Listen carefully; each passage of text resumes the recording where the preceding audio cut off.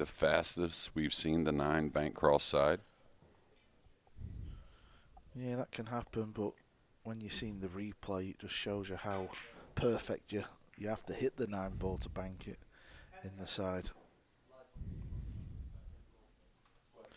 This was the shot Dang was left with after the Ghost miss. Needs to flick the 6. He hasn't. So Ghost gets away with one there in rack 1. Again, if you want to watch the action on table 2, Matchroom Multisport YouTube channel. Well, this break's gone all wrong. Needs a random ball. Not going to get it. 2 balls come to the rescue, though. Well, do you think it's, you know, kind of the quick cue action prior to the delivery? He has that on regular shots, and he kind of settles it down. But on the break shot, he really never settles the cue, and I think that really promotes some mishits at times because that one was quite full. Jason's going to be upset about that. He knows he's going to be laid down behind the pink and in a very bad situation to start game 3. With the 2 there, it's going to be almost impossible to get at the 1. I think I'd try to lock the 2 up here, maybe roll it over by the 8, maybe. I don't know. This is difficult. Yeah, difficult because of the sheer speed of this table. Trying to float the 2 over there. You're going to need a good touch for this one. That's what he's playing, JJ. Well, touch he's definitely got. Well, really good. He's made that look easy, hasn't he? Well, so far been on point with every shot.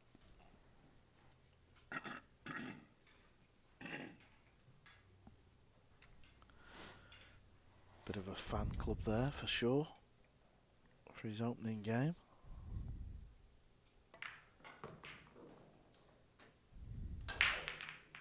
Does he have a real plan here? Just gonna place, I don't know. Where's he going with the cue ball here? Just floating behind the 7 maybe? Yeah, he probably knows if the 2 stays there and he gets a good cue ball. Oh, he could play it with inside. Nice shot. Did surrender, I think, the top piece of the 2, though. So if he did, I would consider him a hair of an underdog from here. Jason's so good with the control of the object ball. We saw that already a couple times in this match. So probably wants to float the 2 underneath the 9 as he kind of does the same to the cue ball behind the 7.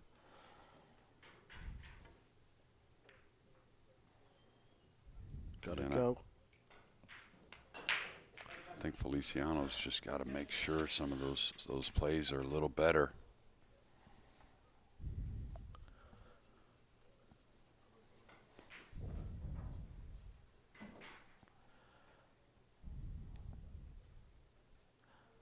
Trying to pop the ball in the corner with the small cue.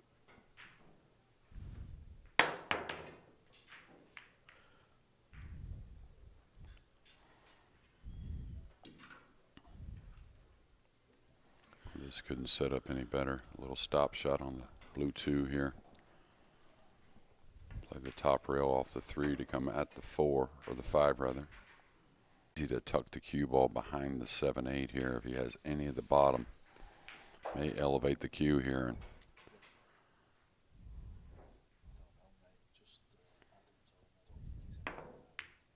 He hit it too full. I don't think he really was playing the bank, maybe.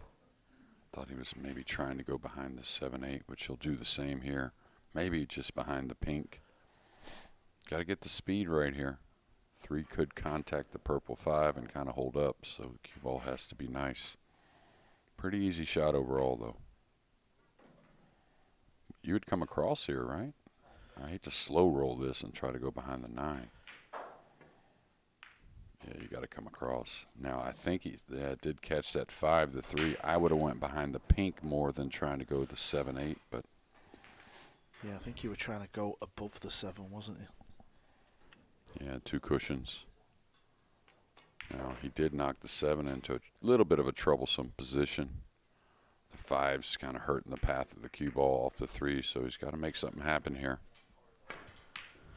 Yeah, I just feel like the technique with Feliciano, it takes a little bit at times for him to get going, and races to 5, just that's not the solution.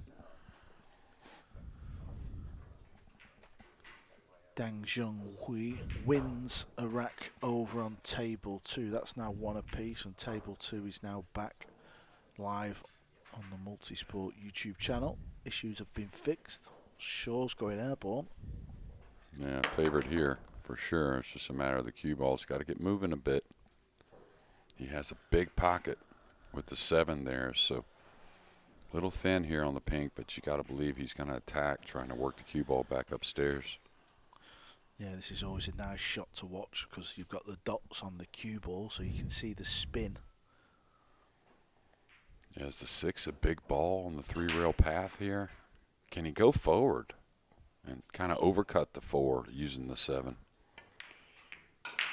Yeah, he wanted to hit it a little thicker. He's going to get a big roll here. Huge roll. Feliciano must be thinking, what is going on? Just give me something.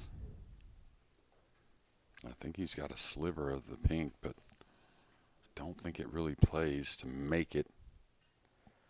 Has a couple different kick shots he could play, but none of those are so great either. Not bad. Great shot.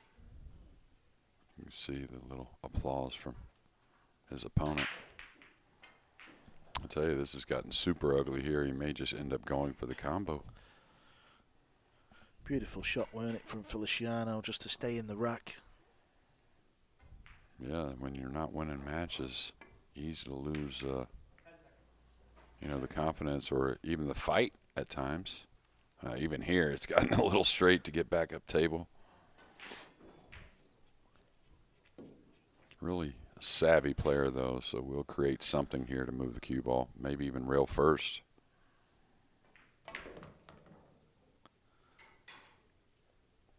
Wanted the cue ball a little higher, but at least he's giving himself a chance.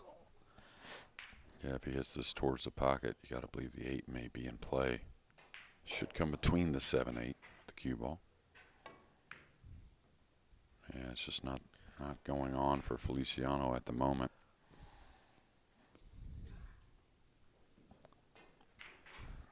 We'll see, does Jason track the cue ball a couple rails off the right side of the 5? Trying to use that touch. I think when you find your opponent struggling, you got to maybe not go for something here and make him come with a long one. Beauty. Really good. Oh, it's going to open up. Yeah, the flick on the 8. He didn't want that, did he? It's amazing how touchy and how much speed is that bed has, right? Just that little flick on the 8 carried the cue ball another 2 feet or so. The speed here is kind of difficult. Good shot again here. This will come out perfect. Look at this one.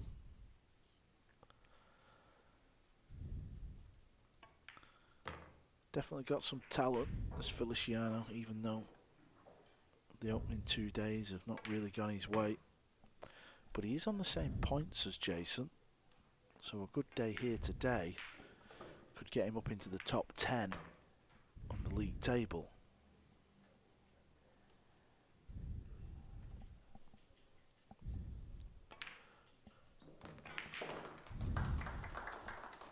So Feliciano wins his first rack. Let's see how table 2 is getting on. Gorst is at the table, just pots the 9-ball to take a 2-1 lead. It's not really happened for Dang as well, has it, JJ? No, not at all. And again, I think, witnessing what he did in Spain and getting going in those matches, it's just a little different format here. Can't overcome mistakes, with the tough tables, of course, the alternate break and the cast of players you have to beat. Yeah, just the 1 win so far for Dang. And the 1 win is only over the guy who has no wins. So he's got to make a big change here on day 3. Yeah, and he had that nice little fluke, didn't he? Hill on the 9-ball. And he made a nice kick shot, though. Here the break again, some fits for Feliciano. Looks like the 8 did get into play, somewhat similar to our opening rack.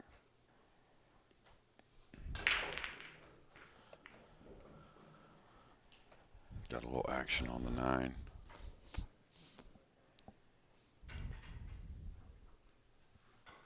It's again like eerily similar to rack number 1. Very difficult push out. You could see the 1. Do somewhat the same if you wanted. Take a chance banging the 1 up into the 6 maybe, and just holding the cue ball in the end rail, hopefully leaving something difficult. I like the push out here myself. He's looking at the same kind of shot. Try and explain to the person watching who doesn't play pool what the idea of the push out is, JJ. Well, after the break and only after the break, if you're the breaker and you made a ball or the incoming player after a dry break, you have one time you can push the cue ball out wherever you want. You have to declare push out, of course. And then the incoming player has the option to take the shot or pass it back. And, you know, it's not an every game kind of situation, of course. Some matches it never happens. Some matches it seems like every game, but it's really a crucial part of professional pool, and really makes for some deciding factors in matches, I think. All right, he's got to float it, right? Oh, he went firm. That's amazing. What did you try to go up and down on that?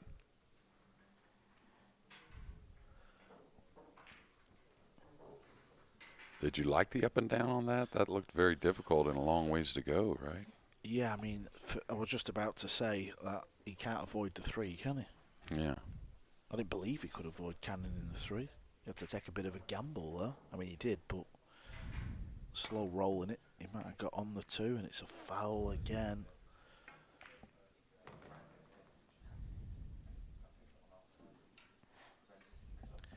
Any foul gives the player ball in hand 1 shot. You can put it anywhere on the table, but just remember it is only 1 shot.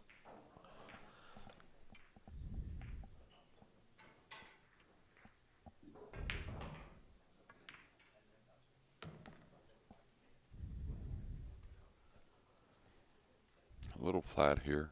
Probably stuns straight up the table.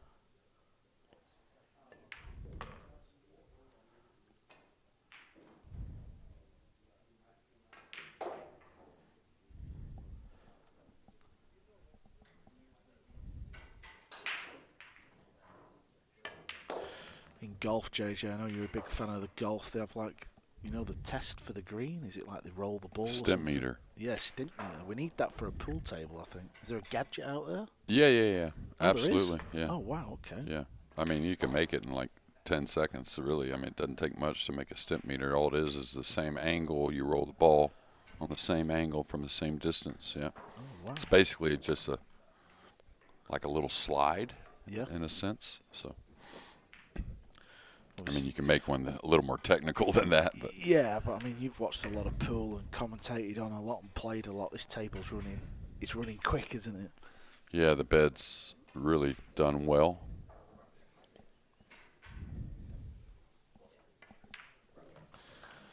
Another rack, another ball in hand. Shaw is on the hill.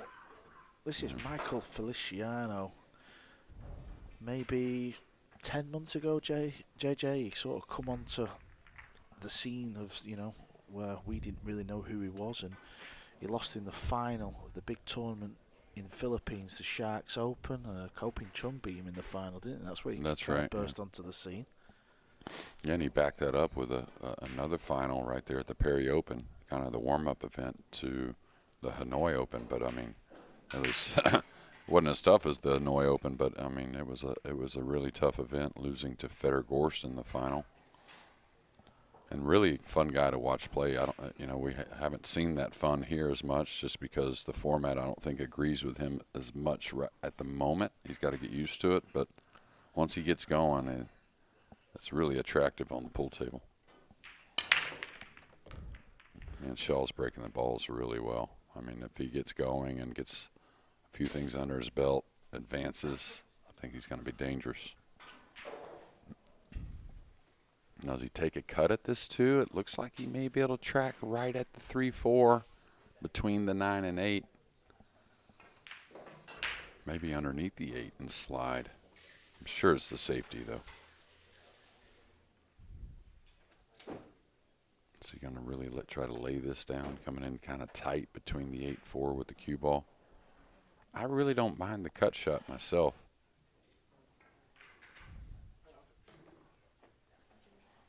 I think the safety though.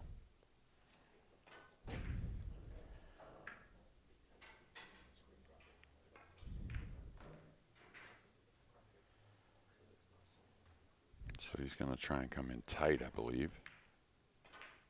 Trying to use a deft touch. This'll do. Nicely done indeed.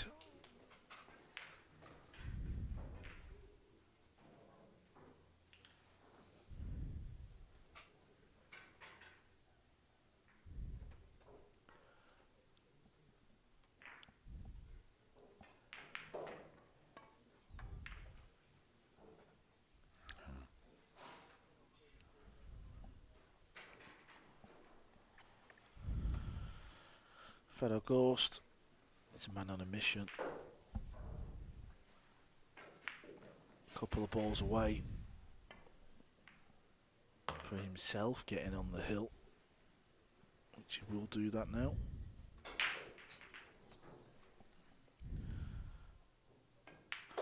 Let's have a look where Fedor is in the league table. He's currently in 7th. Just lost 2 matches, so he's on 4 wins out of 6.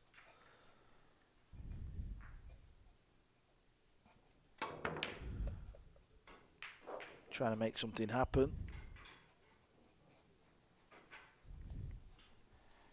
Looks like he kept him off the shot. Definitely has a piece. Or is he looking at the jump cue? I thought for sure he had the top half of this 3 ball. Obviously that's not the case. So probably knocks this away, trying to keep the cue ball behind the purple 5 and 7. I don't like the make so much here. Maybe double bank the 3. Excuse me. Tap on the knee from Feliciano. He liked that one.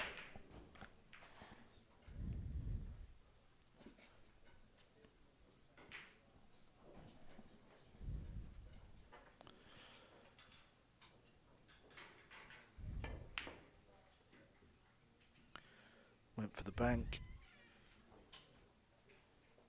Yeah, tried to play a bit of a 2-way. I'd love to see him make it, just to see him hit the 5, getting to the 6.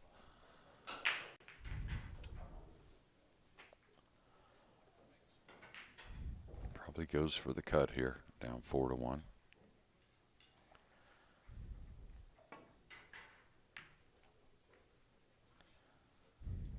Well, we're going to see a bit of a shot here, JJ. Yeah, I'll probably pull this back 2-3 inches, 4 inches, maybe take that angle on the 5 to come back for the 6.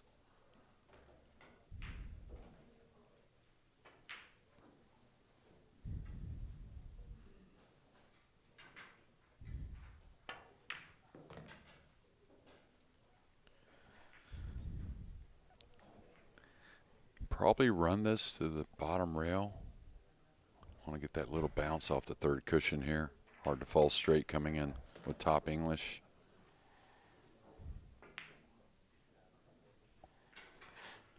And a big match for Shaw to not only a little separation from a guy near him, which really isn't the biggest of deals overall. And you're thinking top 10 is what you're thinking and really trying to improve on that. But he's got a couple big matches later. And to get this W to start, I think is huge. Little shy here. Can he cheat it here or hold the ball easily for the 9? Looks like it.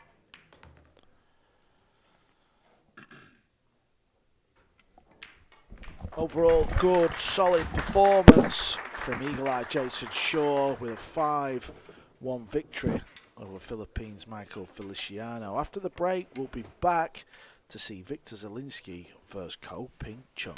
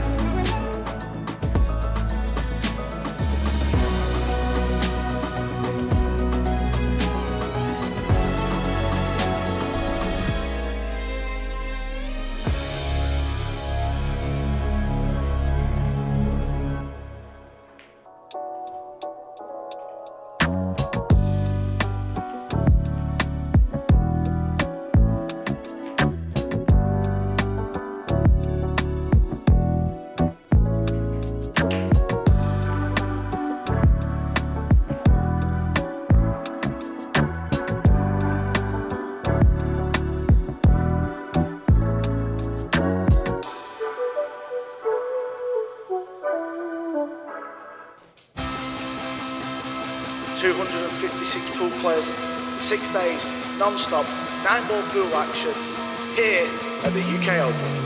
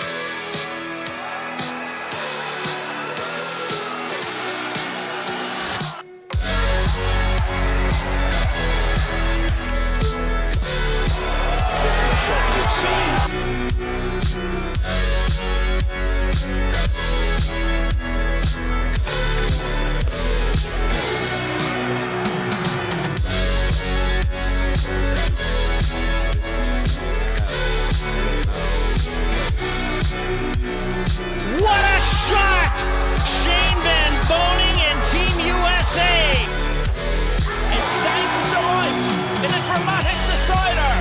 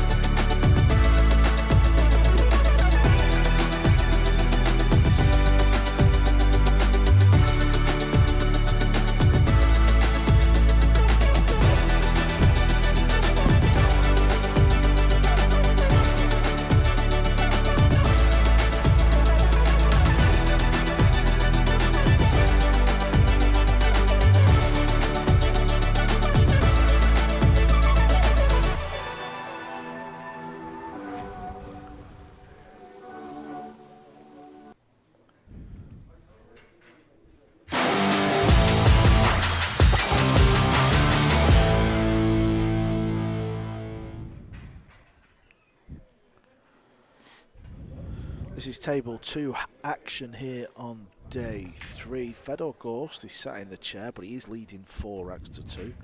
Dang's at the table, and he has a chance to claw a rack back, but we'll keep you posted on that match as we head over back to table 1, where we've just seen Jason Shaw beat Feliciano 5-1. Looked very good, JJ.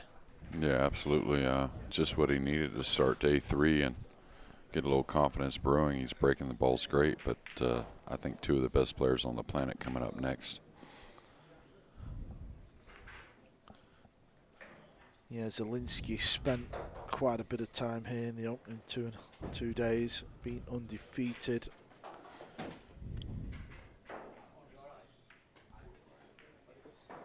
Pin-Chung, the man on the left, he's the current US Open champion. Looks like he's got the table pace down.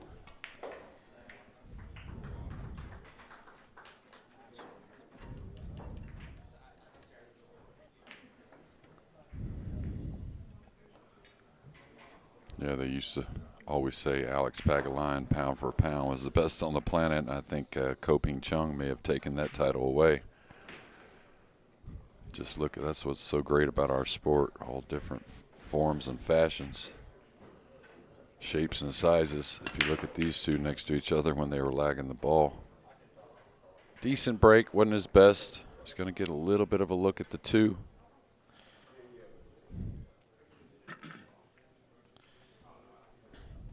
Yeah, Pin-Chung is on 3 wins out of 6. He started off very good, and just yesterday, I mean, I wouldn't say he had a nightmare. He lost 5-4 to Joshua Filler. He lost 5-4 to Francisco Sanchez Ruiz. But he did beat Bernie Regalario, so this just shows you that this is the way this league is going to go. These players are going to beat each other. This is why it's a tight format this year, because of the strength in depth.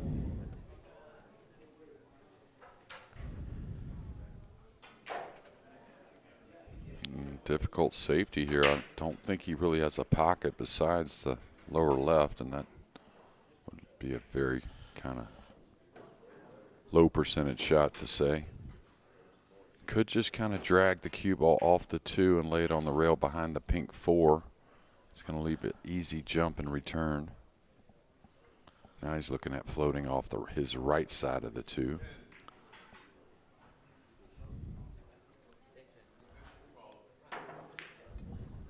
I don't think anything lays great here, taking his extension on the first shot. I personally kind of like going off the left side of the 2 and dragging the cue ball to the rail just lightly behind the pink.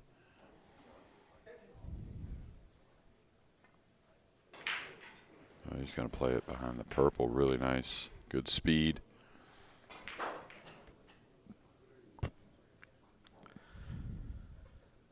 Yeah, Pin-Chung is fantastic with the cue ball. We were talking about he's the current US Open champ, but he did beat Feliciano in the Sharks Open. And JJ, you've been to the Philippines. That would have been a stacked field over there. Can you imagine? Oh, yeah, plus just the amount of players as well. I think it was some 250-ish. And this is the part of the jump cue that has really evolved immensely, I think, is the safety, the control of the cue ball with the jump cue, not only knocking balls in, but really being able to do mostly what you want. Hitting side spin, top English, bottom English. The jump cue's always been a topic between pool players, amateur pool players, online pool players as well, people who just want to throw their opinion out there. Where do you see the jump cue, JJ? You know, obviously I've not played as long as you. I was quite a late starter, so I've just always had this jump cue and rolled with it. Where do you think it's at? Do you think it's right? Do you think you know, the size of the jump cue and you know what I'm saying? I think it belongs in the game. That's for sure. I mean, I think it has excitement, incredible shots, the talent that these guys display with it. It's not by accident, but you know, maybe, you know, we could maybe take a little bit out of it, you know, a little of the jump cue out of the game, and that's hard to do. What, you mean like limit it, like so many per match? Maybe. The only other really option besides that is just being able to play it on your incoming shot. Like if your opponent snookers you instead of you snookering yourself, to be able to escape with the jump cue. But I don't think we need to take it away from the game at all. Some would say otherwise, but you wouldn't believe back in the day we jumped it with a full cue. Pretty amazing. Of course, we couldn't do some of the shots just because of the hardware that's done today. You can get over the balls when they're relatively close, but it's an exciting shot. You just have to think a little differently when you play safe these days. But I do like the idea of limiting. I think that brings drama into when you're going to use it. You don't want to come down to the end of the match and not have a jump left. Yeah, I think if I had to have a vote, I would vote that as opposed to, you know, if I hook myself, I can't use it. I just think to the average person watching, we'd be doing a lot more explaining as opposed to have like a graph of 3 and they've used 2. No, yeah, I like that. I like that, being able to talk about that, you know, throughout. Anytime you have something that's kind of marked or kept score of, or you only have so many, kind of like an extension. You know, when the tension gets high, especially with the shot clock, I think there's some value.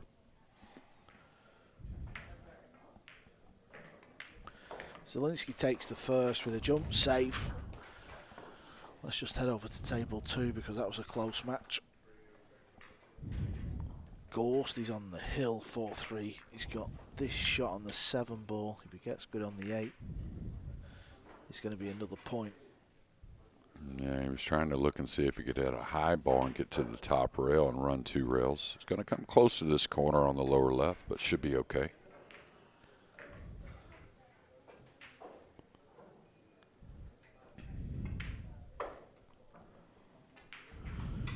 Pretty sporty shot there to control the pace.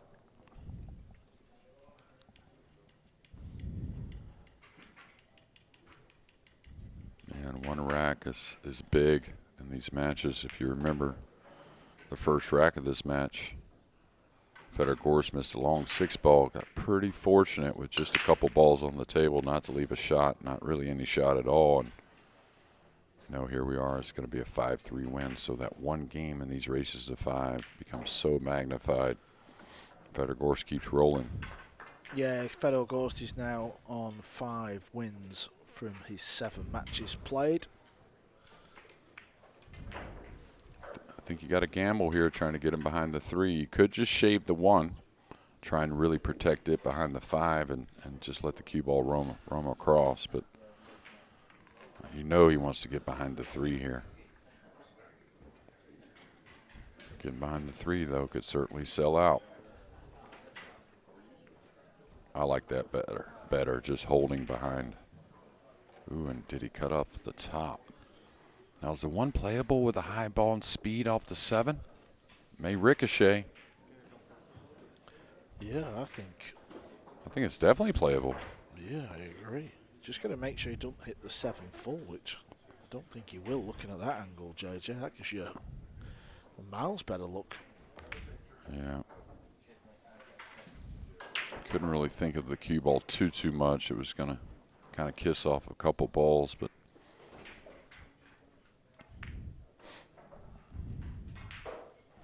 and this is also where I think he's becoming kind of sneaky solid on the safety side of things. Really don't see many mistakes from the young man. Percentage-wise, execution-wise, just keeps it real simple, and that's a nice recipe for success. But this is the thing, right? Also, like immediately the jump cue comes out when they're snookered, you know. And you can't blame them, really. They're so good with it. But yeah, and I think I think they just think, well, I'm either going to pot it.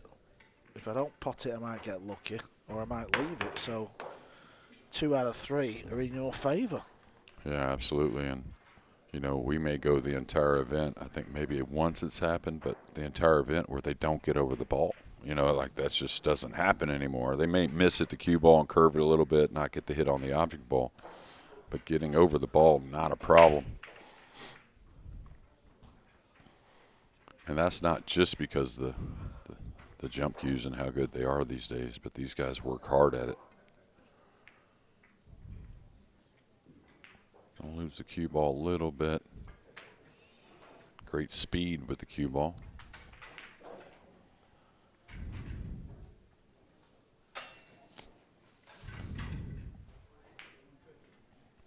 Well, this is tough.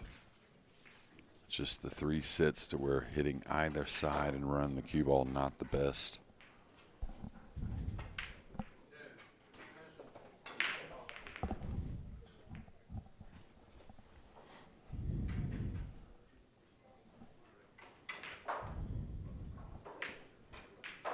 You play just off the left side, trying to use the pink, just a containing shot.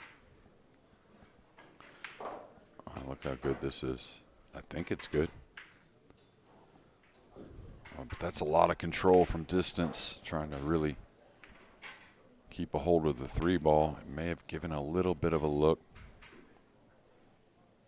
Or maybe straight in.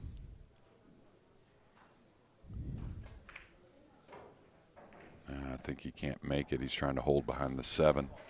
Don't let up on the swing. Oh, really nice. May give up a bit of a shot, but still pretty good.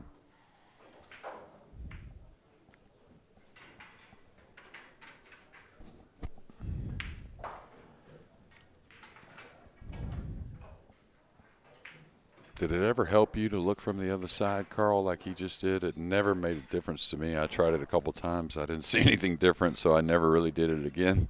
No, I never walked round. If anything, it made it worse if I went. Yeah, it confused me a little bit, right?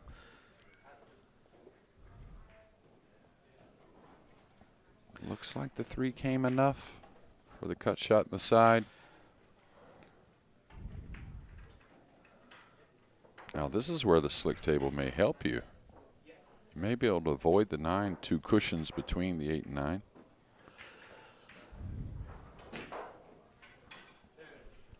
Yeah, and this is the type of position where the Cole brothers, they really do excel. They're very good with the cue ball.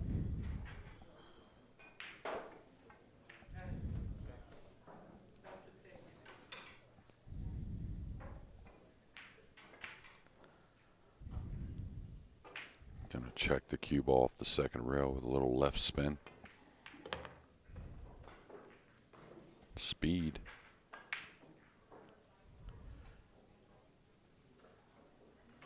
And he really had to think about the route of the cue ball more there than the speed itself.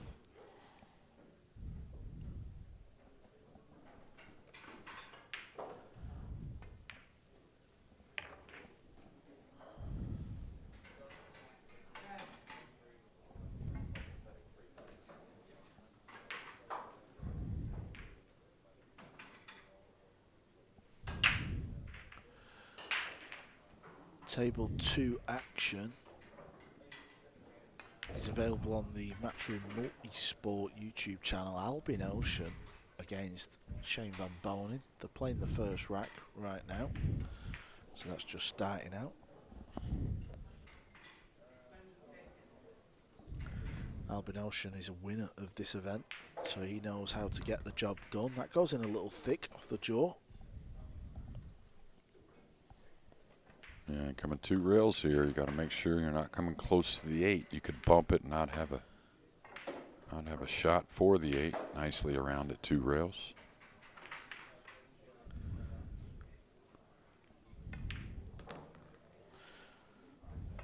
Have you ever seen him play this fast, though, since he's been at the PLP? I've seen him pick up the pace, especially when the shot clock's involved, but I think this week he's played at an even faster pace as a whole.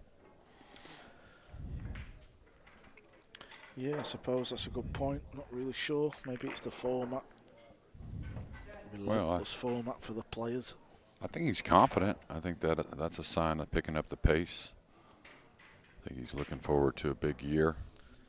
You know, we talked about the Sharks and, of course, the U.S. Open. That doesn't get any bigger than that. But he had a lot of great finishes last year as a whole. And the funny thing is, the year before, he was really struggling. You know, if you remember that World Cup a few years ago, his brother really carried him, I think, all the way to the semifinal. Yeah, I think the World Cup is a tournament they would love to win together as well.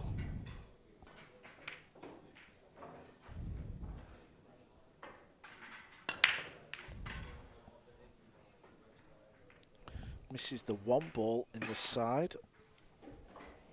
Dry break. 2s. Go ahead, Carl. Yeah, I was just going to say exactly what you was going to say. I'd noticed the 2s landing in that little funny spot on a pool table. Just look where it finishes, and 6 balls covering it, going up into the top corner as well.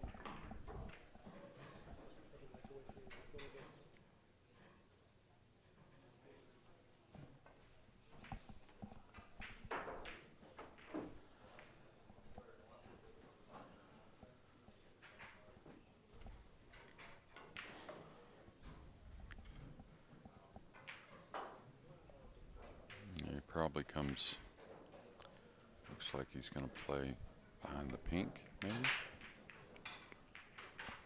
We've got a little flick as well to open the 2 ball, so got a lot done there. Not sure if there's a jump combination or a kiss shot. So I guess it would have to be the combination. The cue ball kind of have a little speed going towards the purple 5.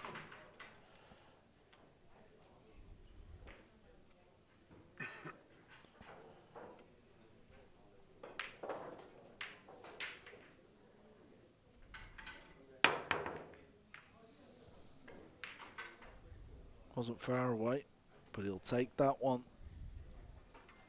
And I think it'll be the jump cue in return from Zielinski. Don't really see much future of a shot. Maybe come across the right side of the 1. Try and maybe double bank it and run the cue ball. I couldn't imagine anything else unless he just wants to take some pot luck and knock the 1 into the 6. Okay, he did bank it around. Got a little action on the 5. Don't think there's really a pocket here, so we'll see from Pin-Chung.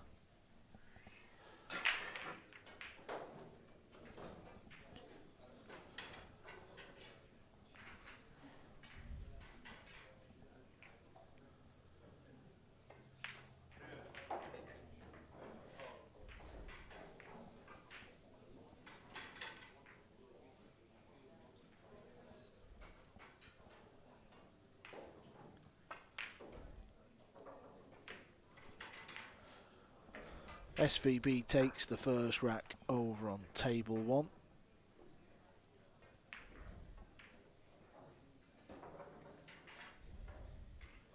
Is he shooting the combination here? I think so.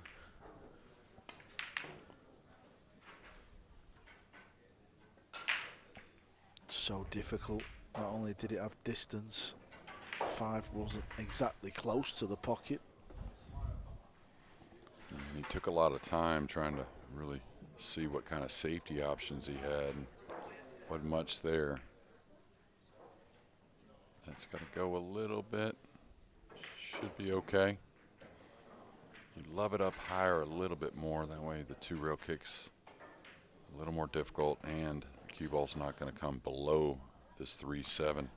Now on the slick table, believe it or not, the 2 rail kick, if he catches it just right with a high ball, little chance of scratching in the lower right.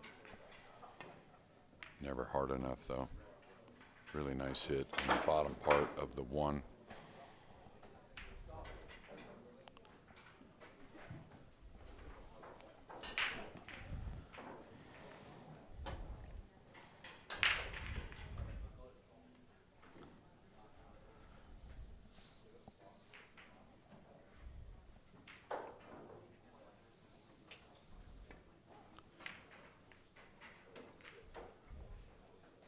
A good shot there, just getting the 1 ball back up towards the centre end of the table. For the first time, the Premier League, we've let some VIP fans in to watch, and it's been a better addition, hasn't it, JJ? It's felt a lot better. I'm sure the players prefer it as well. Yeah, and those fans happy with the Shaw victory here to start day 3. All right, trying to knock this in the face, probably knock the 1 off the 7 maybe, run the cue ball.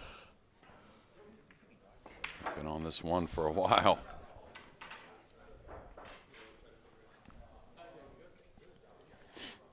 And you just kind of expect Pin-Chung to know all the shots. A veteran at a young age still, but Zielinski, that's the one that's so impressive. Just like the 1 ball safety he played a moment ago, he just always on it, it seems like, playing the right percentage play. And of course, super talented when it comes to running the balls.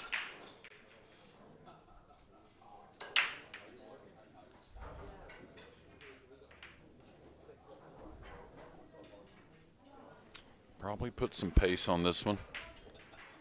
Come on 1 rail at the 1 ball.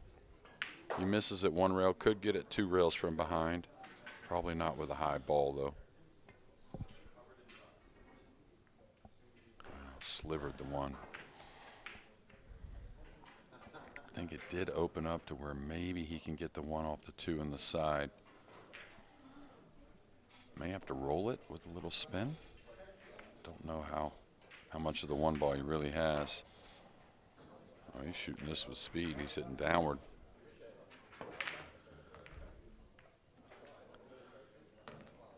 Two for one.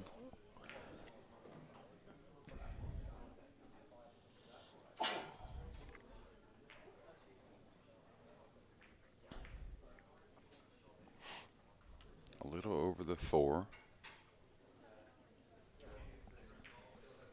Just keep this simple, one rail.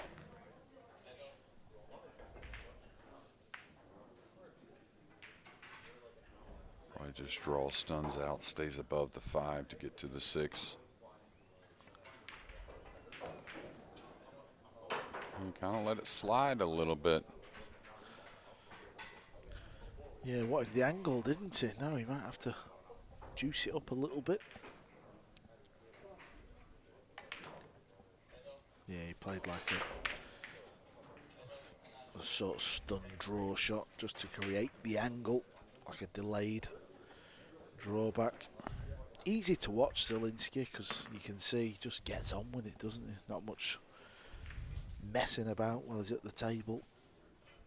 No, he plays very confidently. He kind of computes things quickly. And calculation is not hard. And I just feel like he just gets the most easy power out of the cue ball, along with a lot of touch as well. It's always been the tall guys, it seems like, through the years, the best players that just had the most simple swing.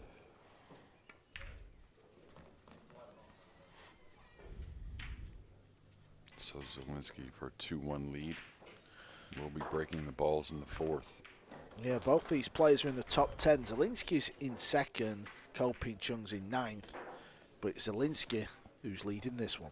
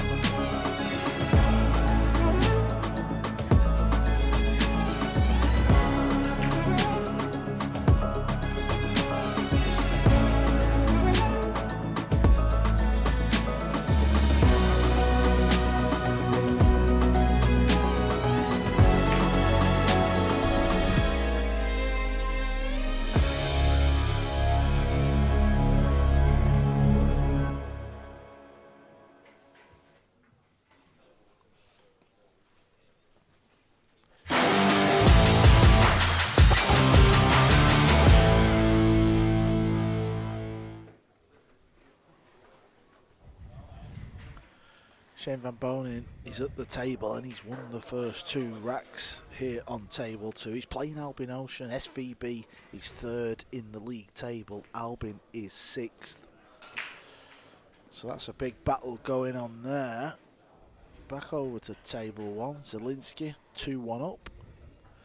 He just sits above SVB in the table in 2nd. So the 4 players we're watching now are all in the top 10 currently. Top 10 advance after 5 days of play. We will lose the bottom 6. Look at where Zielinski puts the cue ball for the break. He's the only player in the event who actually breaks with his hand on the rail like that. Yeah, he did the same in Boston, so he's not going to change after taking that down just last week. Same format.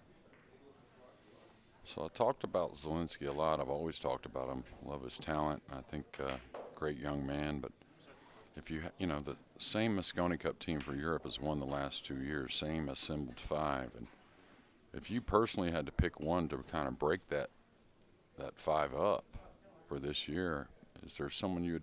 That's the guy I would pick to maybe sneak in there. I mean, there's Mario He always. He's always I was just looking at Mario right through the cap there. That's the guy I was looking at in the distance. But yeah, I think Zielinski. I think Poland have got a lot of good players, haven't they? And at some point, someone's got to get in the team. So why not Zielinski? And he's off to a good start, isn't he? Because he's picked up points in Boston. And I just kind of think he's kind of put himself above the other Polish players at the moment. Now, any kind of big win or run can get you enough points and certainly sway a captain's pick. But I think he's the one that has a real chance off points also. He's just so solid all the time. Before he used to always seem like put a run on you in every match, but then maybe get a little negative behind a bad roll or something else. Look at this. Going for the 9 or the 4 with the cue ball. Well, maybe it's his year after all, JJ, because he's fluked the 9. Here's another look. Just look at where the 9 ball is. Incredible. It's incredible what can happen on a pool table. Yeah, ask Mario He. Oh, my goodness. Against, it wasn't Zielinski. It was Tyler Sauer in that semifinal. Yeah, Skylar Woodward's warming up on the left, and then you've got the 2 Spaniards on the far side, and Mario's very close to the 2 Spanish boys to hang around, and that's the guy we was talking about who is also trying to get in to the Mosconi Cup for his first ever time. Coping, he walks into fray, and we're going to see a lot of these players later today, so stick around.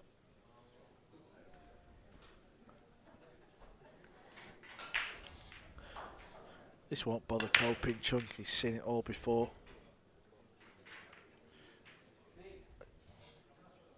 This is pool, this is this is what can happen, this is why these players are at the top of the game, because they can block these things out, they can adapt, they can reset and just keep going. Yeah, just like our opening game here, Pin-Chung played many great safeties, never really to escape with a shot.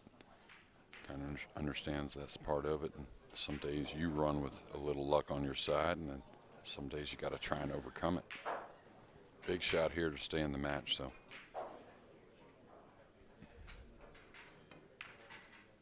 Really nice, confident stroke.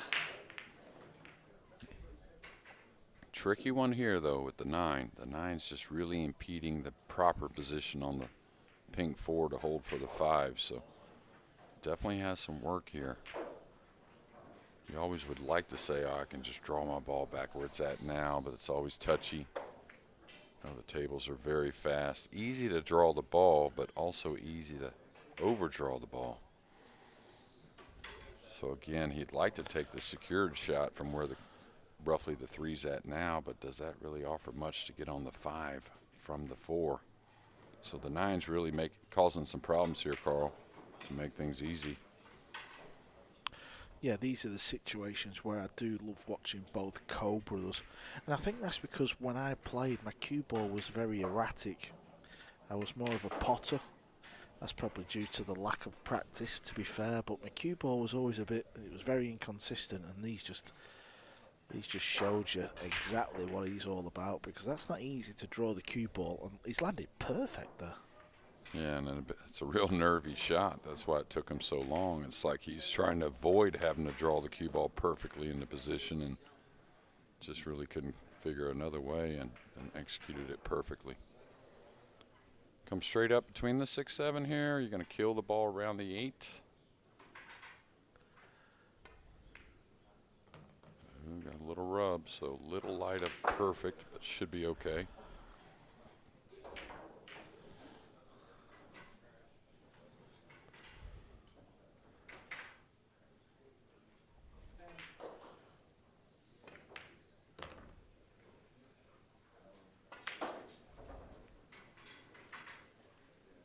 What an out here, faced at 3-1. Very difficult shot down the rail of the 2. Perfect position play from the 3 to the 4. And now trying to clean up to stay in this match.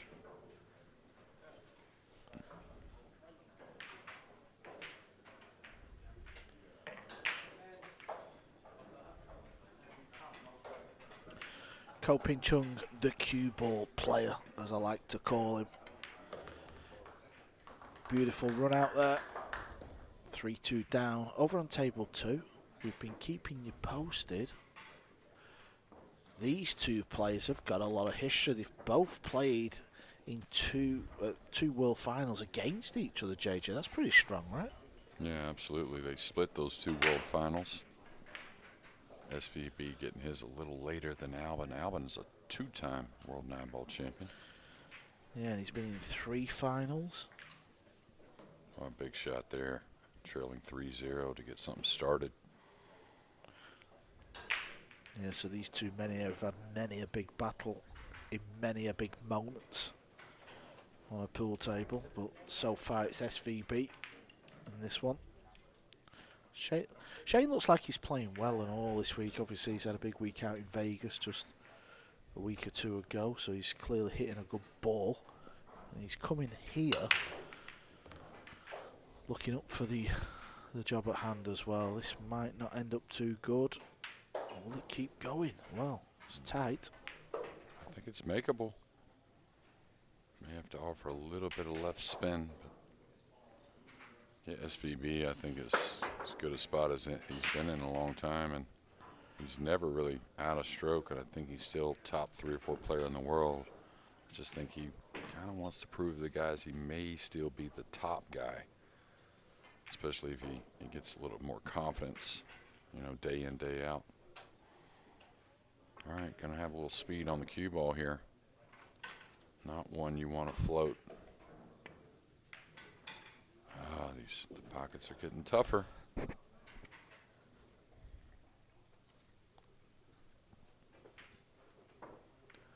we saw a few misses from Zielinski last night in that first loss, right? You gotta imagine with those first 5 wins, there were hardly any open misses.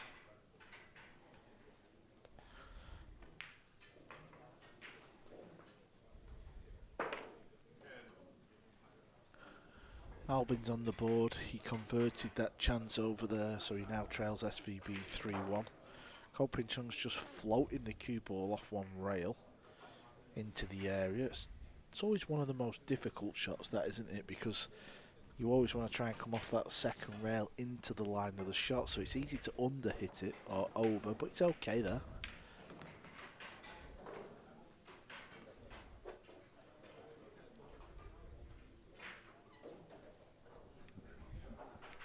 Yeah, a little bit of frustration there, but again, that's the side of things I think he's improved on the most.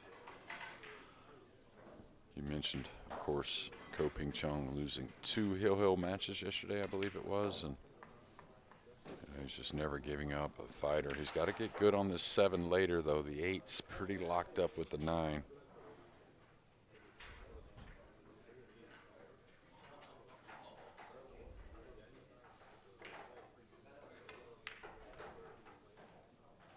Playing for plenty of angle.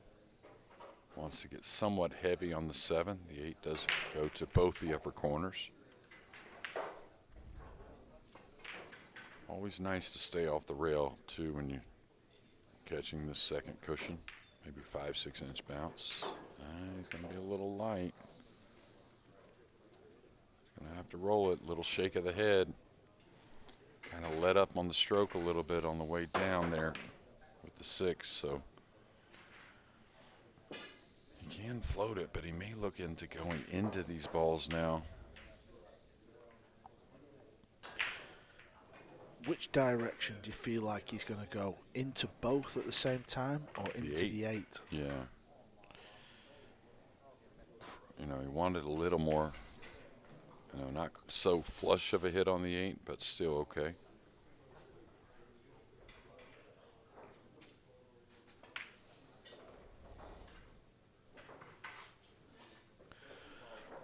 Most pool players in the modern era wear a glove Monaco brothers. They choose not to. Well, they're just a couple cool customers, right? I mean, carbon fiber are awesome. The carbon fiber is awesome. The cues they break with, everyone has the carbon fiber, but I couldn't imagine no glove. Well, he's tied it up. The current defending US Open champ. He's playing Zielinski, the man in form, and it's 3-3.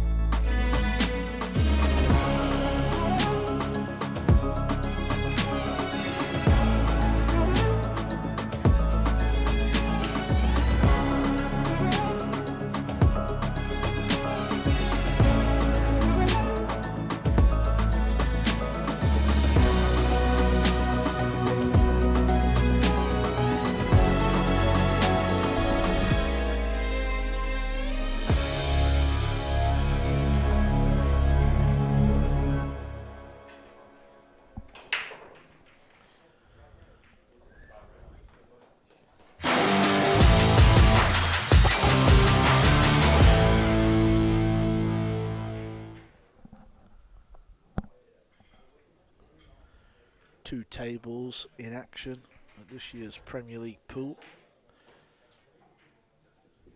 This has been played out of US 1 Billiards here in West Haven, Connecticut. Jason Shaw owns the pool room with his wife Ara. SVB is at the table. He leads Albion Ouschan 3-1, but this is our feature match between Pin-Chung, the man at the table, breaking, and Victor Zielinski. It's tied at 3-3.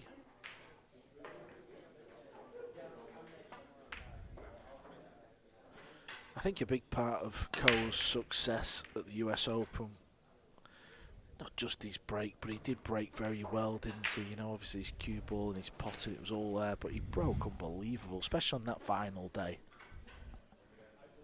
Yeah, and he really never backed off. I loved it. Aggressive play by the greatest players. It's the best thing to watch in pool. Yeah, it was an incredible run as well. Yeah, I think the right rollout here, pushing across. Nineball got right in the way. Have to look at the 3. I like that option though, what he's looking at. You can set up for the kick to make the 3. I don't think the jump's the right one. I think Zielinski's definitely going to shoot the jump. You may tie up the 6-7 doing so, which is pretty smart, with the 5 ball somewhat near though.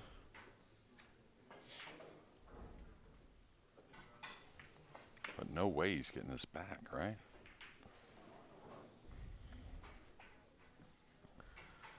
No, at this level, you know you're going to hit one of the jaws, don't you? Even if you don't make it, so you've got to take it off.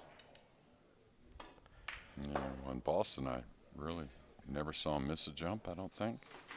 He's missed a few here. Pocket's a bit more snug than Boston, but I fancy his chances. Ooh, missed that by a long way, didn't he, JJ?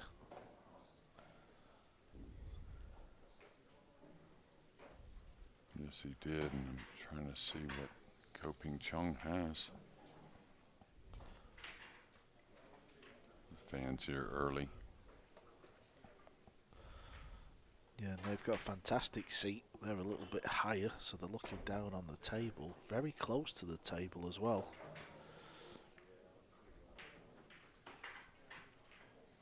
Pretty nice control there, cutting off a lot of rails to kick at this 3.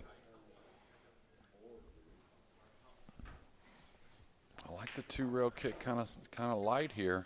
The 6-7 is still somewhat tied up. I think there's a lot of ways to get a snooker. Yeah, I like that speed. Too many good things that can happen, I think.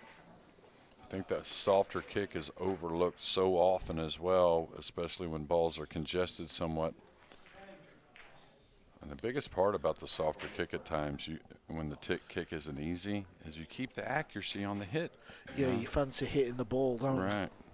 You know, if it's an easy kick, I understand trying to create some luck. But when it's a difficult kick, I tell you, so many kicks are missed, and you never have a chance at that luck just because, you know, you kind of just hit at the ball hard and like lost your line with the cue ball.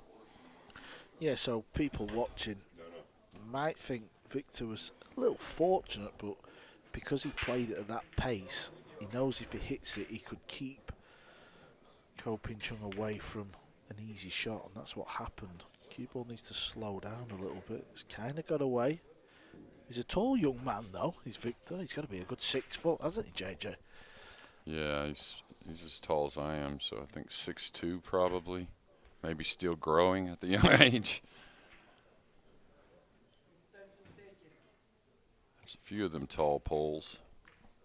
I'll tell you the one that I think has a ton of game that, of course, he's a quiet guy, doesn't get talked about enough, is Daniel Maciel. I love his game, keeps it simple. Reminds me of this guy quite a bit. Yeah, I like Feliciano's game and all. Oh, yeah, that's a guy I talked about so much. It seems like he might be one of the most just raw talented there is.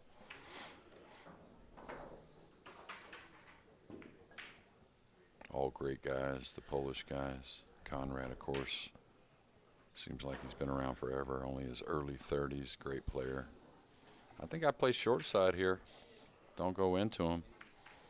Just too good of a player to fall underneath this, and not that hard of a shot to the upper left especially.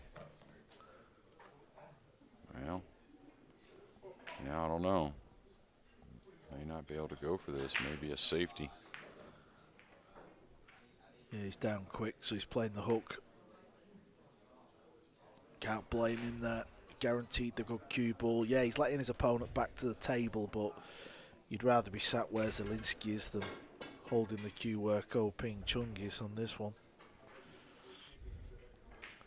This is another one that I don't think you have to kick 100 miles an hour. I mean, you're not going to hit it super light, but just imagine if you hit it in the face, you can put it on the side rail. If you cut it, you can run the cue ball. Yeah, I like that pace there. I think a lot of good things could happen. Didn't get there at the moment.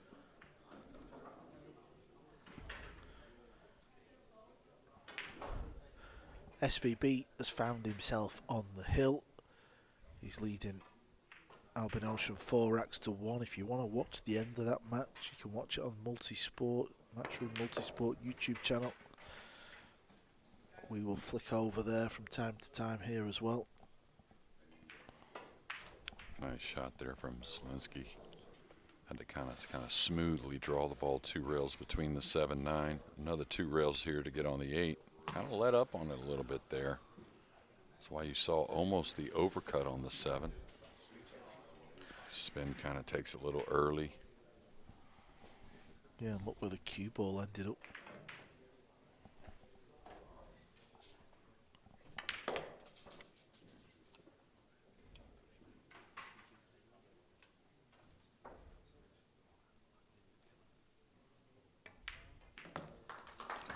Zielinski gets to the hill first, 4-3. We'll be breaking the balls in the next. Let's look at SVB getting it done again, and super motivated, put in more practice than anyone here so far. Is SVB, I have to think about the crowd. Is he the oldest player in the event? David Alcaide, I think, Oh wins yeah, that title. Alcaide maybe. Just barely though. Yeah, barely, yeah. I hate to say maybe Alcaide showing the age here early. But I mean, you know, just saying, no one spent more time on the practice table than Shane this week, and it kind of shows in his game as well. Well, Jason Shaw was the first man on the table today. As soon as I walked in, he was there.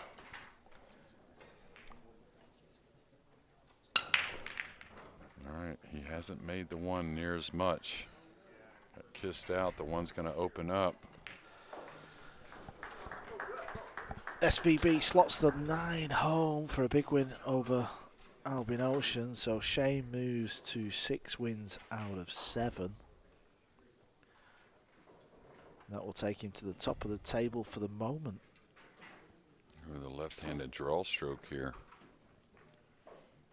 First player to get 6 points as well. That'd be an SVB. What a treacherous shot for the one just inches from the hole and 2 down table. Not much angle. Can he cheat it and draw up the left side? I don't think so, Carl. Huh? It looks difficult to me. You'll have to take the range, JJ. I'm looking at the league table at the minute. It's so close. Jason Shaw's in 10th place on 3 points. Albin's just lost to Shane. He was in 6th before that match on 4 out of 6. So he's now 4 out of 7. So it's very, very tight.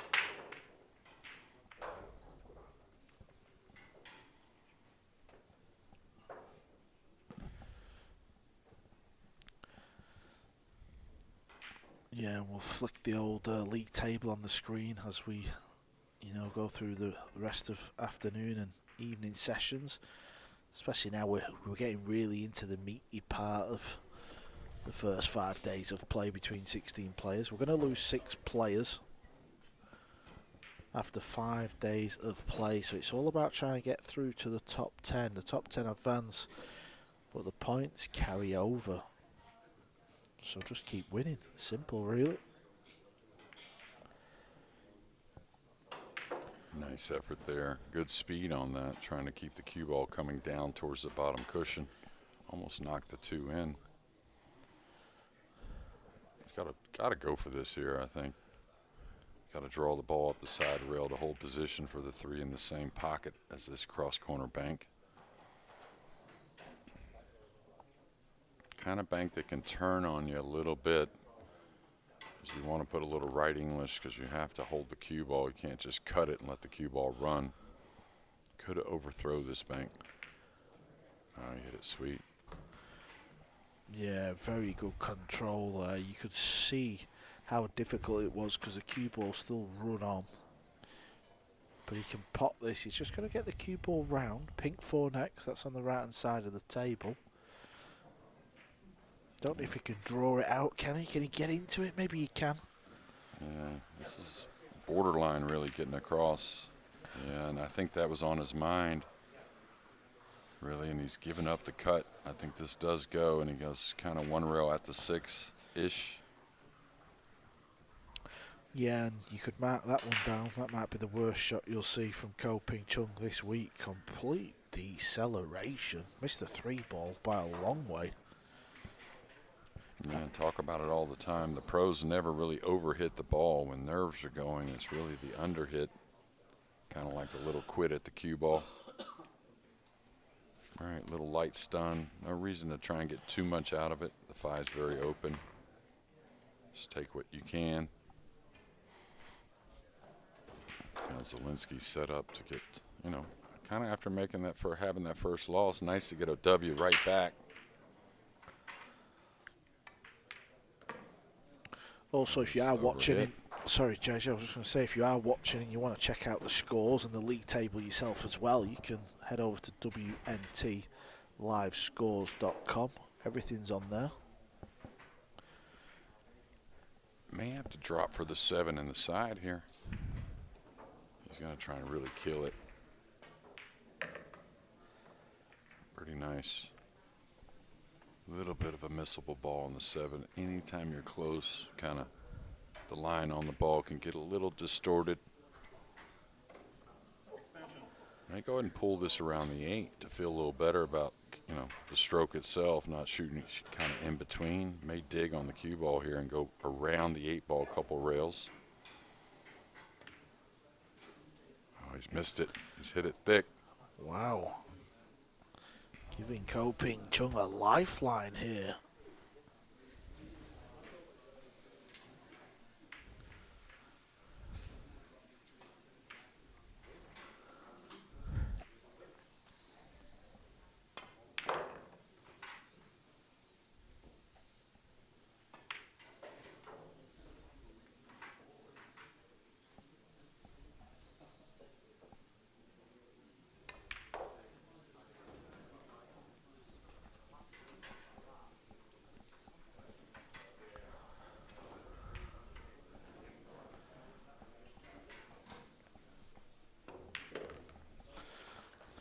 Okay, match number 2 on day 3 is going to be a 1-rack shootout.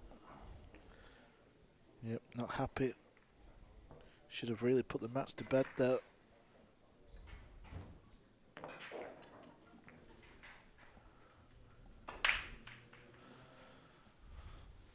Yeah, this is the first rack over on table 2 between he and Ruiz. Two very good friends.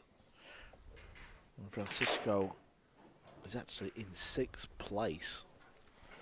4 wins from 6. Mario is 3 wins from 6 in 8th place.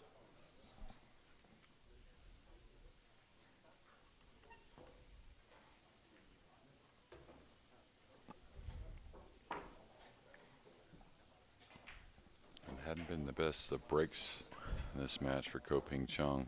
Not what we're used to seeing. He's missed the one quite often. Did make other balls. Got the one down. Real nice connection there. Looks like the 2 may open up. 7 in a very difficult position near the point in the side pocket. I think the most difficult shot on the slick table, though, distance fairly full, little bit of a cut, and you have to hit a high ball. I think it becomes a shot that's so missed.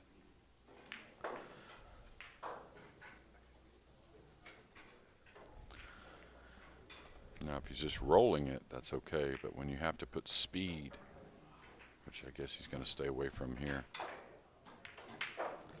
Real nice. Yeah, good shot that. Looks like the 4 will pass in that same pocket as the 3 once the 3's exited the table. Still a difficult 7 ball. Kind of pretty good. The 8's very handy for later in the rack. If the 8's tucked away somewhere, that 7 becomes even more treacherous.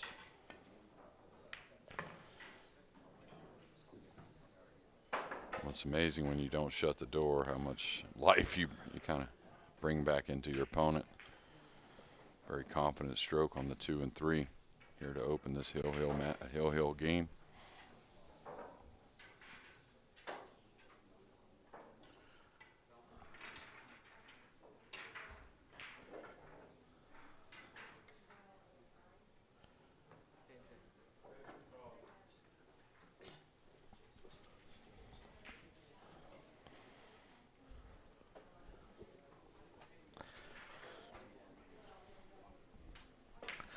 Now we are using a shot clock. He's got about 20 seconds left. You can't see it on your screen, but there is a digital clock on both tables just so the players can keep glancing. Yeah, here you want to try to get very full or make sure you play for the angle. He's going to get stuck in between a little bit. Didn't want to have to play the 7 to the upper left, that's for sure. Want to play from underneath. Gonna have to kind of kill this with a little English as well, or can he just level out and hit a high ball? May just flick the 7 with the purple 5 as it enters the side pocket.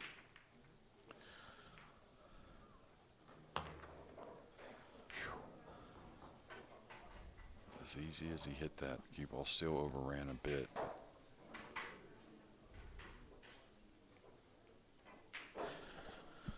Fought hard in this rack. Wasn't an easy rack.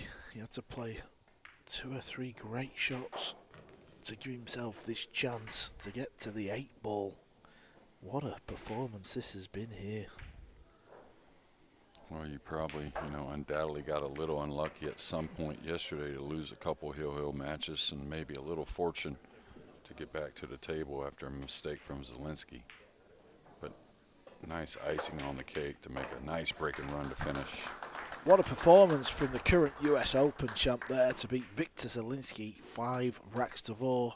Victor had a chance, didn't convert, and what a break and run there to seal the deal for Pin-Chung. Don't go away, because coming up, Skylar Woodward against Win Antoine.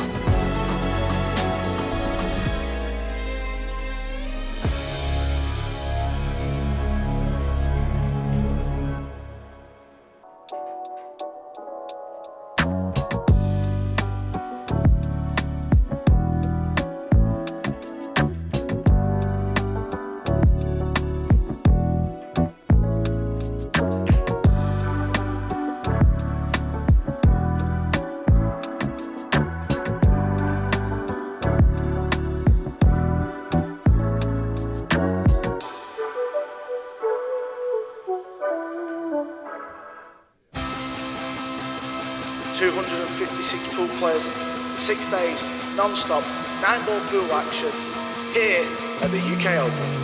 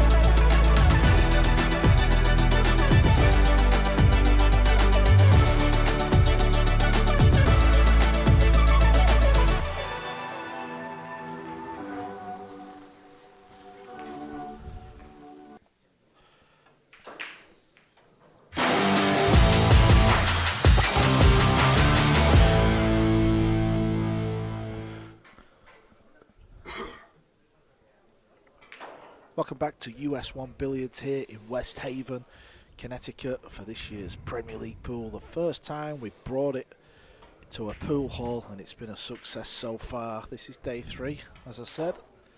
This is the practice area. We've got Joshua Filler in the distance. David Alcaide is on the phone, probably updating his social media pages as we speak. And both the Cole brothers discussing younger brothers win there. Jason Shaw got a good win over Feliciano. I know the result's not on there, but he did. Pin-Chung just beat Victor Zielinski 5-4. Coming up next is Woodward and Win Antoine. And Bernie Regalario will play back-to-back matches. This is table 2 if you want to watch this. Matchroom Multisport. Fedor Gorst got a good win over Dang. SVB, well, he's just beat a man he's played in 2 World Nineball finals. Ouschan. Ruiz and Mario He are tied at 1-1, and then Filler will play back-to-back matches, and then we'll end table 2's afternoon session with Woodward and Feliciano. But we're going to hear from Fedor Gorst. He played first on table 2. Fantastic win. He's going along strong. Fedor, a nice way to open up the day 3 with a win over Dang Hu on table 2 there. Yeah, I mean, I didn't play my best game today, as my previous matches as well, but win is a win, you know. Having not a bad record so far, five wins and 2 losses, so not too bad. Playing 7 games now, how are you adapting to the format? Are you enjoying it out there? I mean, it's short races, but it's a lot of short races. You know, it's 15 short races, and in the end, the best players are going to have more wins than losses. So I don't mind the format. You know, it's short races, but like I said, it's a lot of them, so it's fine. How are you finding it playing against so many top-level players so quickly and so many times across the week? I mean, it's great. I think it's great. You know, it's great for the sport. There's a lot of good players here, and you know, races to 5 it can go either way. So it's exciting to play. It's exciting to watch, I'm sure. And for yourself, where do you feel like you're at with your game? There's a busy few months coming up with the World Nineball Tour, and obviously some big prizes to look forward to. Right now, I'd say I don't even know which letter I'm going to use for my game. It's probably my E game or something. I'm playing like 30% of my potential. Not playing great, but you know, like I said, it's a lot of races, and hopefully I find my game. If not today, tomorrow. You know, it's a lot of pool still left. Well, we wish you the best of luck for the rest of the week. Yeah, thanks. Well, Fedor Gorst says he's at 30% so far. One man that's not. Scott Frost, welcome back to the booth, buddy. Hey, Carl. Happy to be here. A couple things I just wanted to touch on real quick. That being said, I spoke to Fedor Gorst right after his match. I said, man, it looks like you're playing pretty solid. He was not happy with his play. He wins 5-3. But what he told me was back home he's trying to emulate these conditions using silicone, tightening the pockets, doing whatever he can. He thinks that the diamond at a 4 1/4 might play a little tighter than these Rassens just because the shelving is a little bit more shallow. That being said, moving on, Shane Van Boening defeating Ouschan 5-1. Touched on that yesterday. It looks to me like he's slowed his break shot down just a little bit, Carl. I think it makes all the difference in the world in his layout following the break. In other words, if he can get the 1 down, he's got a good layout following that. And we all know, SVB, Captain America, if he can get the 1 down, he's going to win the game. Well, speaking of Americans, we're going to get the action underway. Scott's not been skiving this morning, by the way. He's been out there getting you this information. Well said, Frosty. He's been getting the scoop off the players. Now, Win Antoine, well, he's had a nightmare to say the least. He's won 1 match out of 6. Skylar Woodward not much better, 2 from 6. But if Skylar can win this match, it'll put him level with Jason Shaw. He's kind of hovering, isn't he? Yeah, he is kind of hovering. I do think he can win this match. He's been a little scratchy, I guess, if that's the term. I mean, I don't think he's in full form. I don't know if this format can allow you to get in full form. That's the challenge. That's what it's made for. It's made to make these guys a little bit uncomfortable. Well, he's playing Win Antoine. And I know I'm getting a little ahead of myself, but his next match is against Feliciano. Feliciano's a great player, but he's near the bottom of the table. So they're his next 2 matches. And a field like this, it's not a bad way to start day 3. No, it's not, Carl. You know, they say play the table and not the player, but I do believe there's something to what you're saying there. I mean, all these guys know the records of the other players, and he's playing a couple of guys on the lower end of the table. So I think that he's going to get a little more confident, and I'm speaking in Skyler Woodward. I don't know that he even wanted to catch the 7. I don't think it hurt anything. Yeah, and straight out of the gate, just look at the table layout Woodward has got. So this is just nothing silly with the cue ball. Try and keep that cue ball under control. We've seen it so far. No one's really had full control. We've talked about the speed of these tables. Yeah, and a little interesting touching on Zielinski, right? He got off to a heck of a start, and Jeremy Jones and I alluded to it yesterday, and I think you and I did as well, Carl. It was going to be interesting to see how he reacted to his first loss late last night. Comes back today following his loss last night, and the next thing you know, he blows that match versus Ko with a 4-2 lead. It'll be interesting to see how Zielinski handles the future of this event. Woodward making light work of this rack.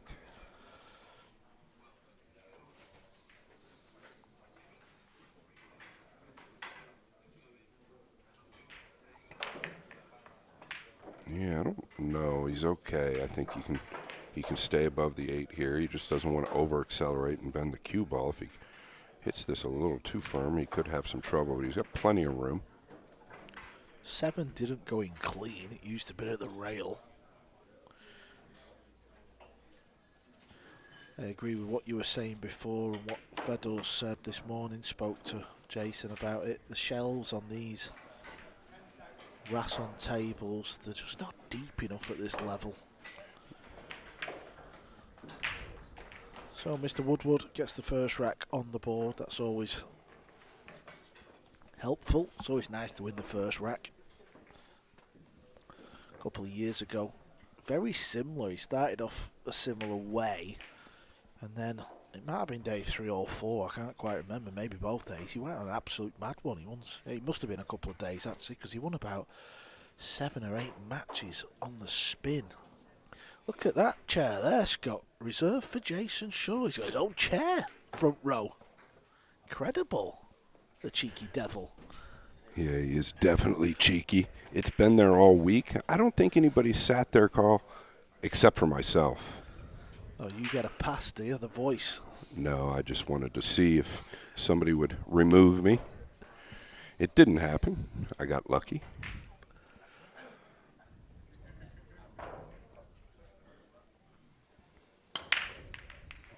Did not hit these very hard. Did he get the kiss to the side? And he did. That's kind of brutal, Carl. He hit the balls pretty good.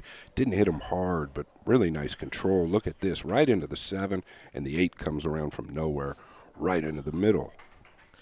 Yeah, he needs a roll, does win Antoine.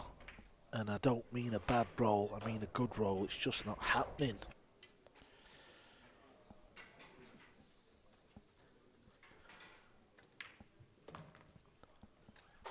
And look at the split again. This is just, you'd pay big money for a split like this. Where does it go wrong? Well, it doesn't. It shouldn't go wrong. Look, this is easy. You're thinking you could definitely get out from here, Carl? I think I could walk straight out of the com box and get out from here. I'm going to bet on you. I'm not betting against you. Cheers, buddy. He acts like he's not in love with this.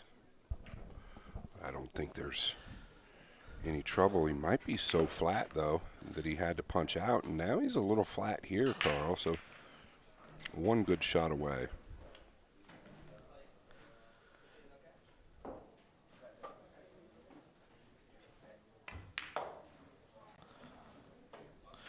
Delayed draw just to miss the 9-ball.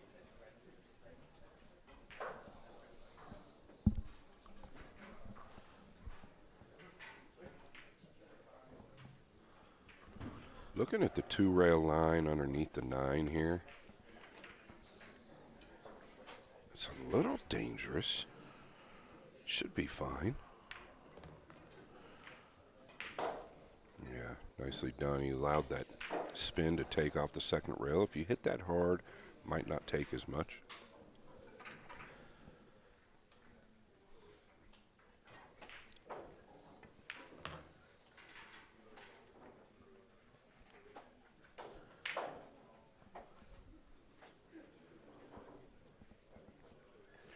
So if Sky wins this match, Carl, is he still in the running? Does he have a chance? He definitely has a chance, yeah. He currently sits in 11th position, so a win here puts him level with Jason Shaw on points. Also puts him level with Mario He on points, but he is currently playing a match against Sanchez Ruiz on the other table, and he is leading 3-1. All right, well, thank you for that. I think it's a little reminiscent last year. Skylar started out real slow, and he comes storming back. Can't remember how he finished. Doesn't really matter. We're worried about here and now. But he is the type of player, when he starts getting a couple wins under his belt, he is very momentum-ish, if that's a word. And I think he's looking to do that here in Connecticut. Well, there's 4 players on 5 points. SVB's at the top of the table on 6 points, so he's on his own at the minute. 4 players are on 5 points. 3 players are on 4 points. And 2 players are on 3 points. So that just shows you how close Skylar Woodward would be.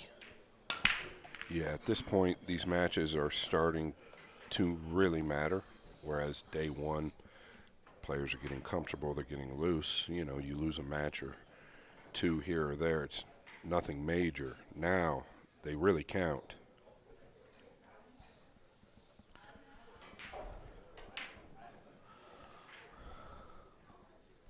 Tuan looking at some type of a defensive play. Excuse me, that looks like Woodward to me.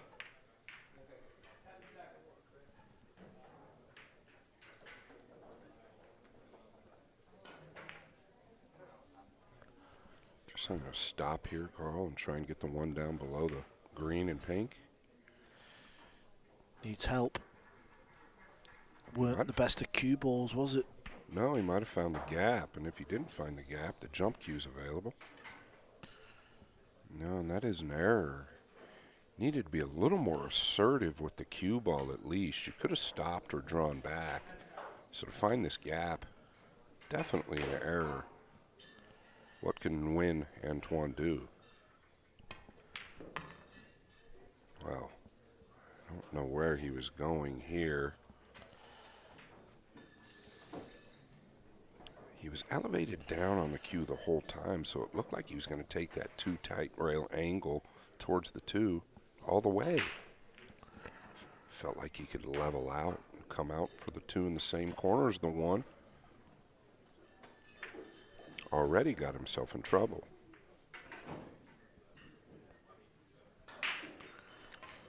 Watch out for the kiss. And he's received it.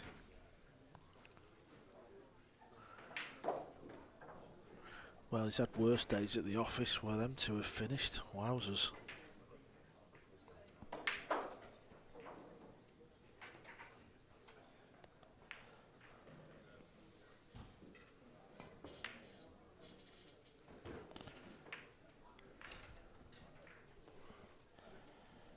I believe he can see this whole 2 ball.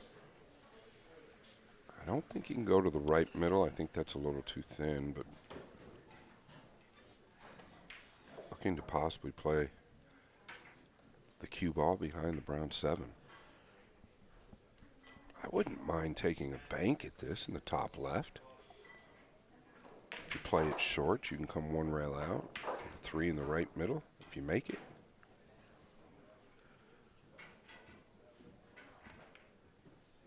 Oh, he's cut at it. What's he got to do here? What has he got to do? Great pot. Hits the 8 ball full. No good on the red 3.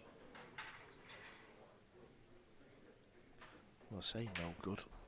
Maybe he can see an edge. I don't know if he can see enough to pot it, but he's down pretty quick. He tried to spin it, tried to swerve the ball.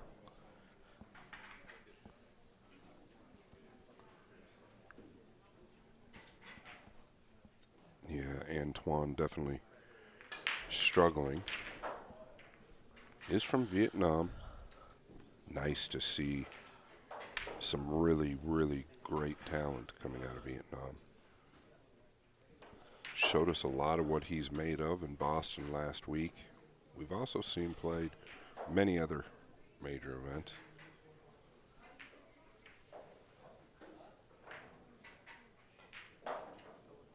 Looking to weld him to the pink 4 here, maybe?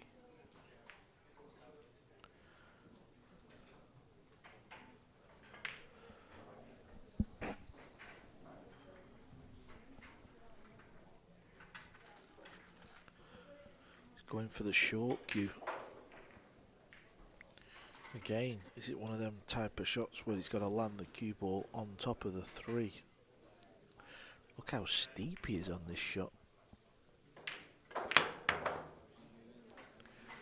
Wasn't far away. Where's the 3 ball going to end up? Surely not football hooks. Is it going to peek its face? Well, it's not. I don't think he can pot it.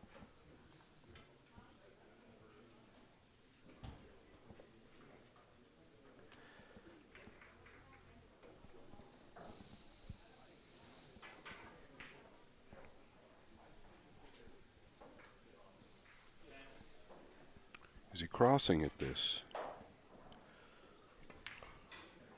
No, he is. It's coming. And it's in. That was a beauty. The cross bank. Cue ball's perfect on this pink 4 ball. So these are the situations where it seems like he's giving it a little bit more time than when he's in flow. You know, that was pretty automatic. You never really need to think about it that much. Just a little out of rhythm, I guess you could say, for himself so far this week.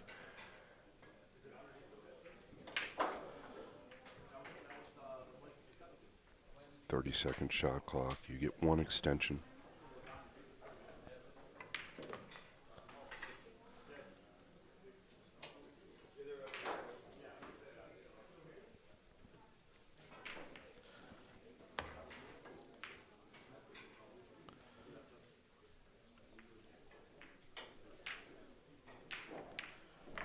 Well, what a cross bank on the red 3 ball from Woodward. That's helped him win the opening 3 racks here on a day 3, where he needs a big day. He needs points. Can he do it?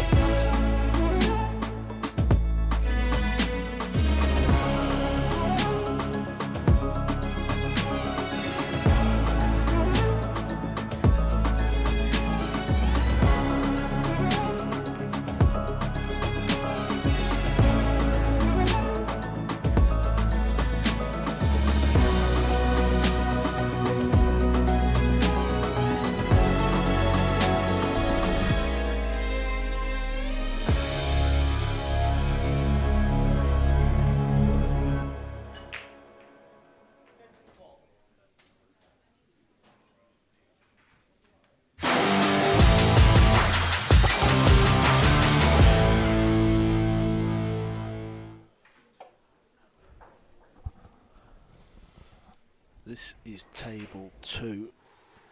Ruiz is at the table. The 9-ball's over the pocket. I believe he tried to chase the 9-ball, and that's where it's finished. So Ruiz, if you can see a little edge, this is not easy. And Sanchez is losing this match 4-2, and it's actually a big match within the league table, because Ruiz is on 4 from 6. Mario, he is 3 from 6. Yeah, and that's not going to end up well. I think Mario will make this carom. Going back over to table 1.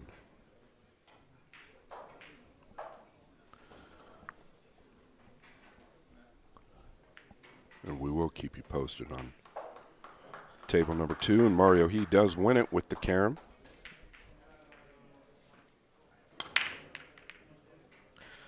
The break has been very poor from Win Antoine in the sense of putting the 1-ball in the side pocket. It's just not happened consistently enough. He's made a random ball, so he stays at the table, the green 6. Yeah, Carl, Jeremy touched on that. I don't know, and he doesn't know if they really understand what you're supposed to do on the cut break. There's really nobody in Vietnam to copy off of. It seems to be a challenge for him. He hasn't really made the adjustments necessary to make the 1 in the middle. It's consistently hitting the same spot. It would be different if the 1 was going long one game and coming short another, but it consistently goes to the same spot. And he's not trying to make another ball and get position on the 1. We know that.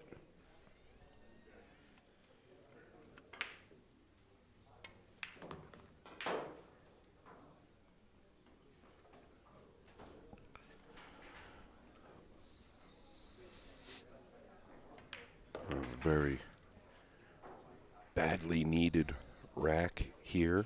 I do not see any problems.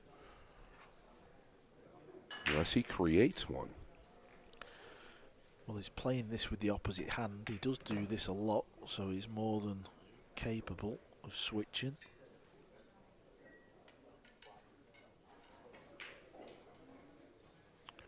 I don't know that I've ever seen him speak. He seems like a very quiet person. Nice stroke there.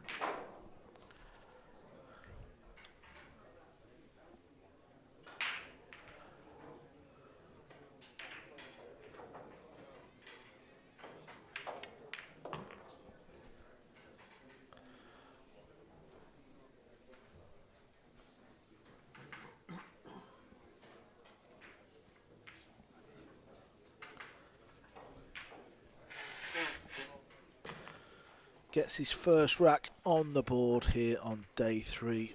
As we've said, it's not been the best of events so far, just the 1 win.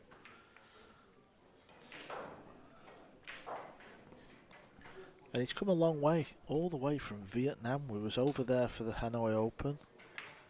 Jason Shaw was the winner over there, and they love their pool over there. You know, they've got some brilliant pool rooms over there. We was going to a few of them at night, talking tables where there's clubs where there's tables like 60, 70 tables in one pool room, all very high end, and we were going in there every night and they were packed. You couldn't get on a single table, Scott. No, it looked pretty amazing. I follow your YouTube channel and I follow some of your socials and watched you and Laws, the average pool player, ride around on mopeds going from place to place. It looked like a fun time. It looked like a great place and a lot of good people. Yeah, we did it right. We was, you know, wherever we'd go, we'd get on a moped. It was like $1 to go as far as you want. You know, yeah. It was great. It's a fun time. Well, Woodward, on the other hand, from this side of the table, he's breaking well. He's getting the 1 down. On day number 1, he was breaking from the opposite side. Couldn't get the 1 down, wasn't finding it. Here he is. The 2, questionable at best. He could play the bank in the lower right. He could go with the combination. That's really tough.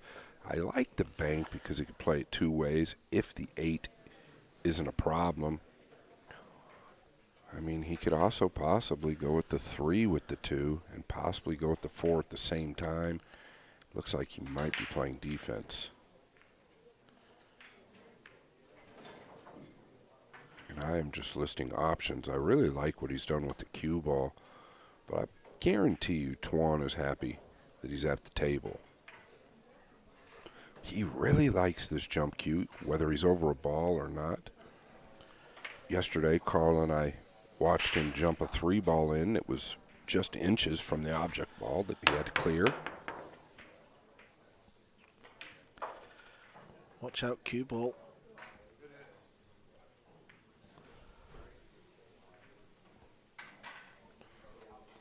And this is not a shot you want for your life, I can promise you that. Got to go through the object ball very clean, stay still. Top right corner. He chose to pass it, Carl, and you can't blame him. Look at the finish. Yeah, he's guaranteed the safety. He was guaranteed a good 2-ball. If you go for the pot and you miss it, you stick it up. So can't blame him one bit.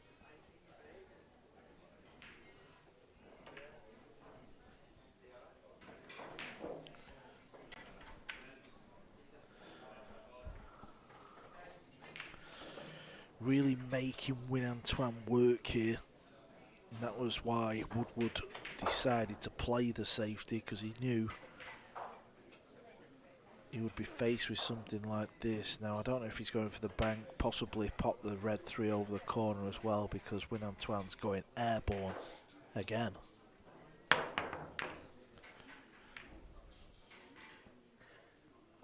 Good cue ball though, he was playing it over there, wasn't he? Yeah, he was. It was a nice cue ball, real good control. Fortunate the 2 caught the 6, but at the same time, the 6 was a big ball. Me and JJ, I asked JJ a question this morning. I think it was in the first match, Scott, so you won't have heard this. And I was asking him what his view on the jump cue was, because obviously it's always been spoke about over the years between pros, amateurs and pool players on the internet. You know, what's your take on it all? Well, you and I have discussed it, and you came up with an idea that I thought, and Carl, you actually, believe it or not, fans, the man does have a good idea every now and then. But I know that hurts for you to say that. I can see that in your face. You came up with a good idea as far as limiting the jump cue per match or per game. And, I mean, I think it's a really good idea. We want to see more talent, right? We want to see more talent, more moving. We want to see more parts of the tactical side of the game. So I don't know. I think limiting the jump cue could be a good thing. Good look at some of the fans. They're already starting to pile in. It's just early afternoon. Yeah, 1 p.m. here in Connecticut.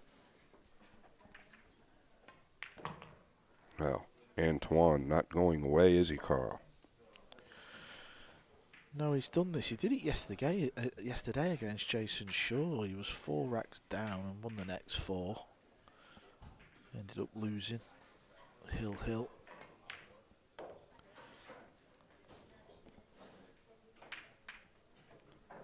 And I suppose at some point we're going to get to the stage where we're going to pretty much know our final 10, and we're going to get to the point where someone's going to be playing because they don't want to finish bottom of the league table. Yeah, I mean, that is a factor, right?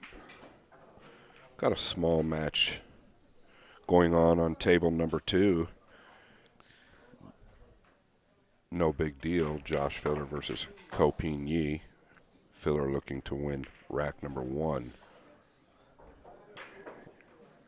This could be a finals of any world championship, Carl. Yeah, Filler's a maniac on the pool table. That's the only word to describe him. What he does and the way he does it. Still a young man, still 25, and his resume, the titles he's won, he's pretty much done it all and seen it all already. Yeah, and I'll tell you what, I don't know. I think he was getting a bad rep earlier on in his career. I think people are starting to understand Joshua Filler. One of the best guys, actually, in my opinion, out here. He's really, really a class act. Of course, he's going to have that fierce attitude. You've got to have it to be who he is, not who I am, not who you are, but who he is. He's got to have it. But off the table and even on the table when he happens to take a loss, he's a pure gentleman. Yeah, I was just going to allude to that when you was talking about Josh. You know, for someone who's such a good winner, he's a phenomenal loser. He sure is. He absolutely is, and he's very polite to everybody he speaks to. I've become a big fan of him, and not just because of his pool game. And there we see it again. He's missed the one on the low side again, Carl, and that's probably like 15 or 20 times in the last 2 days that he's missed it to the low side. The cue ball gets kissed off the one in the middle, and it's a chance for Woodward to get on the hill. At this level, there is clearly more to the game than the break, but he just can't go deep with a break like that, can he? No, he can't go far at all. And it's just something he needs to really put his time in. He's clearly got the talent, right? There's a reason he's here, and I get it. I think he deserves to be here. But he's got to figure this break out. And different tables are going to break differently. Just spend the time. Yeah, I like the shot.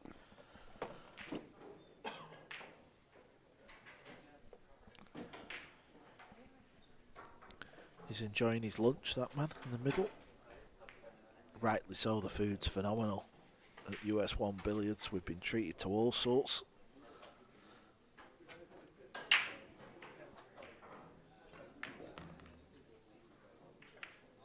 This is a shot that these guys all seem to play, bending that cue ball with a little bit of pace. Cue ball ends up dying towards the center, but boy, they bend it good off that first rail. It's a new cloth shot. You can't do that at the club table or in your pool room. Did you manage to hit any balls yesterday, Scott? I know on day one you was deep involved. Yeah, I was very deep involved. Day one, I was working on my mechanics. Day two, working on the mental side of the game.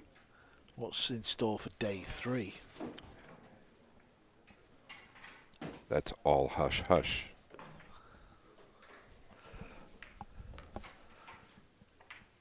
Woodward moving along pretty good. This is the flow that I'm talking about. He starts to get that pep in his step. It looks like a different player when he does. Yeah, Skyle yesterday, he was enjoying himself yesterday. Very smiley, very happy. That's who he is, right? That's what he seems to do.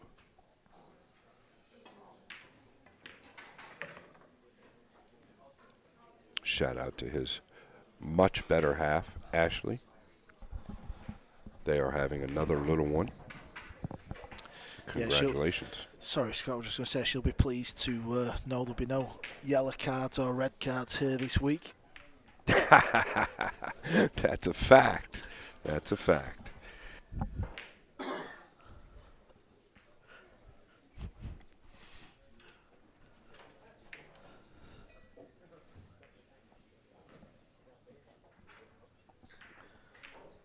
Predator event a couple weeks ago, they really screwed Skyler a couple times with these referees. Didn't know what they were doing.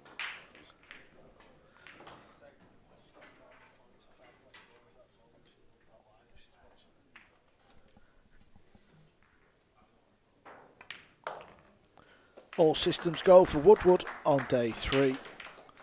As he takes a 4-2 lead, he's on the hill.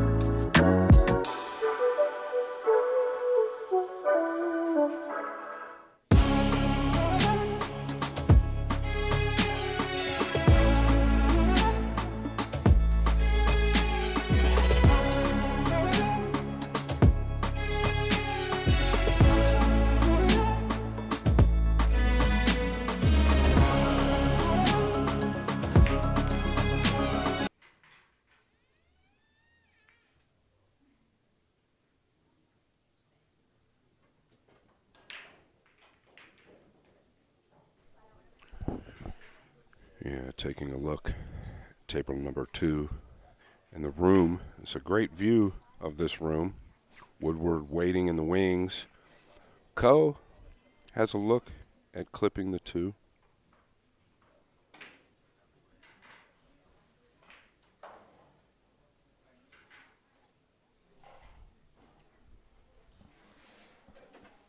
Yeah, this is very thin.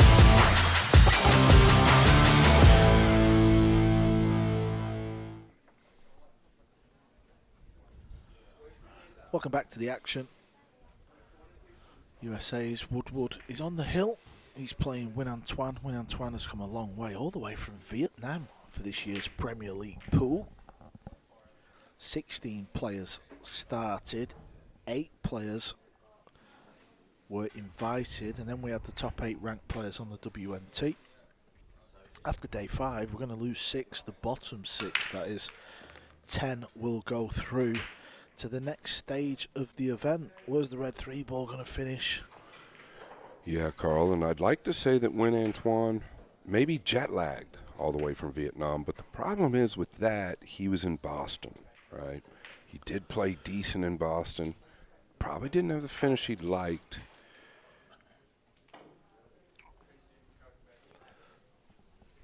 But I expected him to do a little better here. He's full of talent. Ko Pin-Yi trailing 2 games to nothing against the great Josh Filler.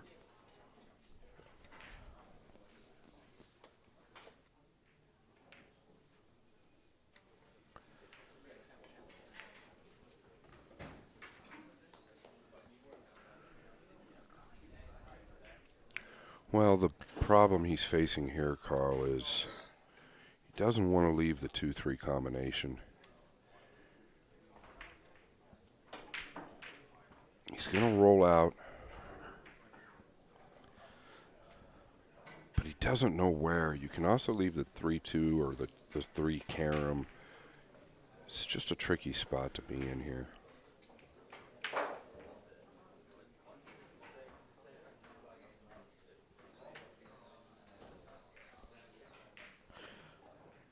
So Skylar's rolled the cue ball there. If you're new to Nineball, Win Antoine's coming to the table. He's got a shot on the blue 2. If he likes it, he'll play the shot. If he doesn't, he can give it back to his opponent. Yeah, and if he plays this, he's got to play the 2 rail first to get the most out of the 3. You can't just cut it right into it. And he's played it rail first, but a little bit too much. Woodward's got a chance for the match here. Yeah, and this is an important game for him, not just in this match, but from the mental side for him. Really needs to take advantage. I think the shot is just to get on the 3. If he can get on the 3, it looks like he's going to manage this rack fairly easily.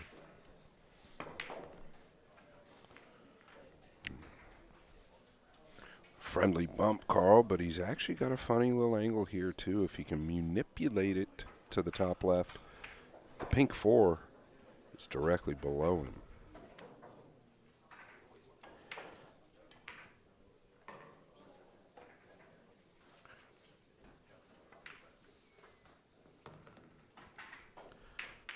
Well, that was struck beautifully. I don't think you could do any better. No, that's come to rest ideal. Now he's got this little angle that you can see there. Cue ball will come out up towards the 5. How's the pace? Pace is good. Well, this one should be over. First match of the day for Woodward. We know he needs points. Yeah. And if he knocks these 4 balls in, he'll go level with Jason Shaw. 3 points from 7. Shaw currently sits in 10th place. Listen, we know this is all going to change, but Woodward's not exactly been at the races the first 2 days, so he's hanging on in. A big day today could prove. Well, let's not get ahead of ourselves. He's gotten a fraction high of the 7. He just needs to come out to the center, maybe above where he is now. Doesn't have to overdo this or panic. I'm pretty sure he's aware. Wow, okay. He's decided to come to the short side, and it looks like he's hit it near perfect. Like the shot. This table is checking up a lot better than day one. It's getting some play. Woodward is going to take this match. He's going to earn his 3rd point, like you say, next to Jason Shaw now.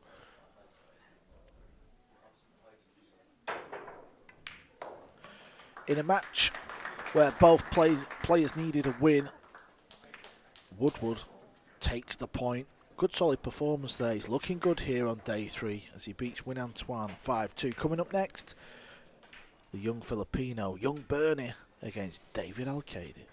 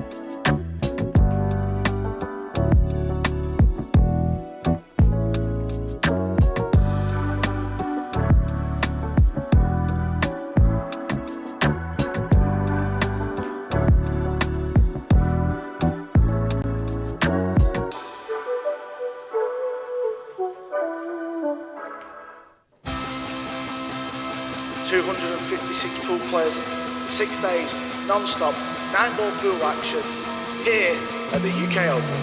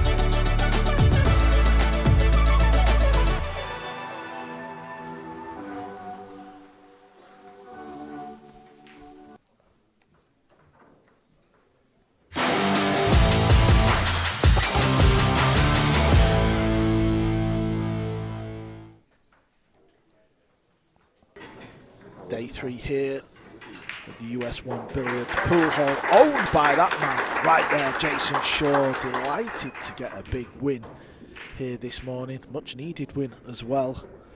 Skylar Woodward, well, we've just seen him with a big win as he signs the cue ball. Lots happening. We've seen plenty of action, and we're only on day 3. Pin-Chung against Victor Zielinski. This is table 2 action. Filler leads 4 racks to 1. He's playing some real good stuff as always. He's playing Pin-Ye. You can watch that on the Matchroom Multisport YouTube channel. But back to the action here on the feature table. Alcaide versus Young Bernie. Yeah, and 2 of my favorite players. Really, 2 of my favorite players. David Alcaide and I have become pretty good friends. I was a little rough on him yesterday, Carl, and I apologize for that. But I'm being honest. He needs a win, right? He needs a win bad. I don't think any of us could have ever imagined him in the position he's in right now. And I believe it's 0 for 6. Am I correct? It is indeed. We'll get that update, but it's 0 for 6, yes. And that was off the cuff, but he really needs a win. Young Bernie started out on fire and kind of drifted a little bit. I don't know if there's a jet lag issue with him. He was not in Boston. Alcaide was in Boston, but neither here nor there. We're off to a good beginning for Alcaide. He's got a nice shot on the 2. I believe the 4 passes the 9 in the lower right, so everything's wide open, Carl. This is a nice rack. Everything leads to each other. The 6 leads to the 7. He's just got to get on the 3. Yeah, it's probably worth mentioning. It's only March, so the season, you know, we're still in the early part of the season, and it's kind of that stage where players sign new deals, and Alcaide has got a new Q deal. He's using a brand new brand. So it always takes some time. Some players, you know, can get used to it a lot quicker than others. Yeah, and that is a big deal, especially for somebody like myself. It takes me quite a while to get used to a new cue. I typically stay with the same cue for many, many years. My deals aren't the same as Alcaide's. So I'd like to talk to him at some point and see what he thinks about the new cue. Nothing wrong with playing the 5 in the top left, but he's going to go to the middle.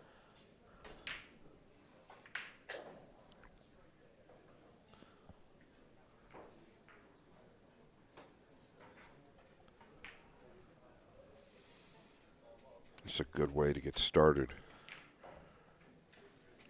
for El Matador.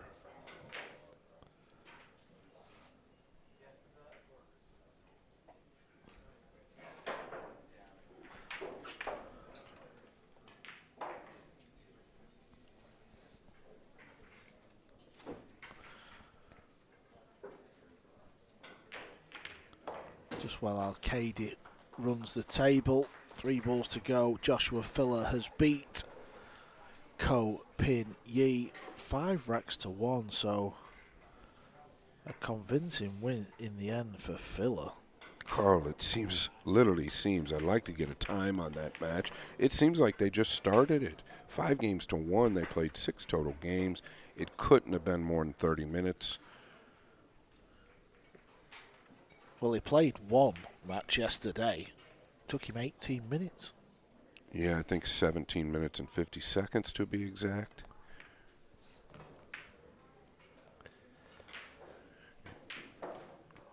Yeah, and he's going to join SVB with 6 points. And they are at the top, and it's no surprise. SVB's record in Las Vegas last week dominated the U.S. Open events.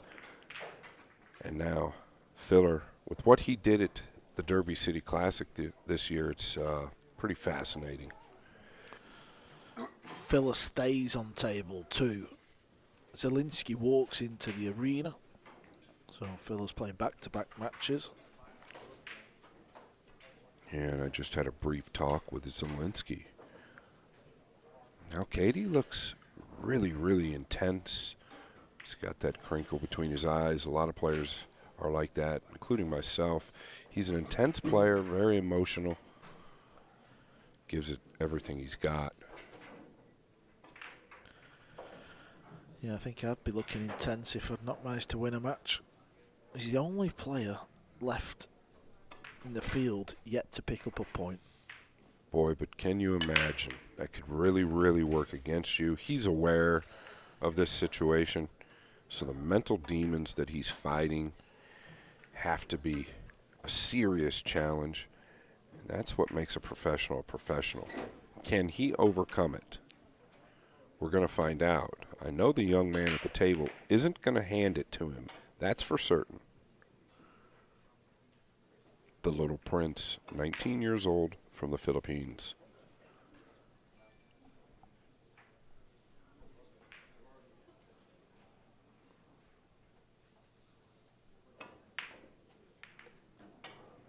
Well, pretty good hit, Carl. Yeah, it just slid in. Cue ball's going to hold up, so he can still chop the 3 ball in. Cue ball around the centre of the table will leave him a pot on the pink 4. Not easy this though. He's got a bit of. It's all about the pace, isn't it? He can find the rail near the side pocket and the green 6, so he can get a bit more into it. Which he did. He's digging down, but this is going to go wrong. Yeah, I don't know about that play on new cloth, right, Carl? You've got to know that that's going to really slide off the second rail. So back and forth below the left middle would have probably been the play, like you said. Take the cut on the 4, especially where the 5 is at. And this is under hit as well. It's going to get cover. No, it's going to catch the point.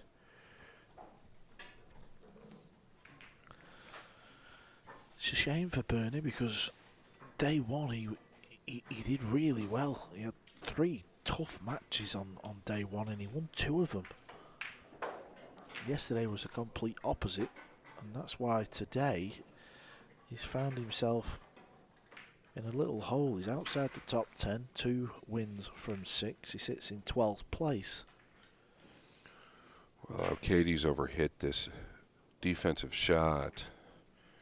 But touching on Alcaide in defense, if you haven't seen the highlight of the defensive plays he made on the 6 yesterday, there was a little bit of a question on whether he played the cue ball 2 rails tight to the 9. He most definitely did. This guy is a tactical genius playing rotation pool. And even some of the European players that aren't here messaged me and said he didn't play it. So if you get a chance, go to Matchroom Pool's TikTok page, their YouTube page. You'll get a look at the defensive play Alcaide made, and that gives you a glimpse into his brain. The man can think unlike any other.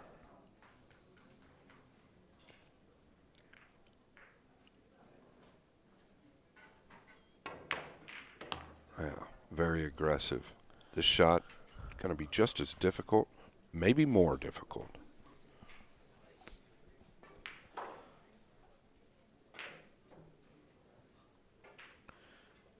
Tried to avoid the cannon on that green 6 ball.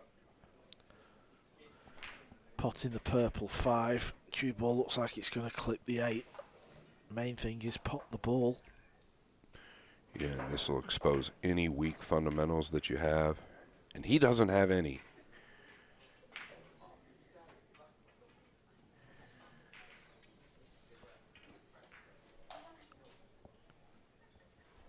Alcaide looking on with intent concern, in my opinion.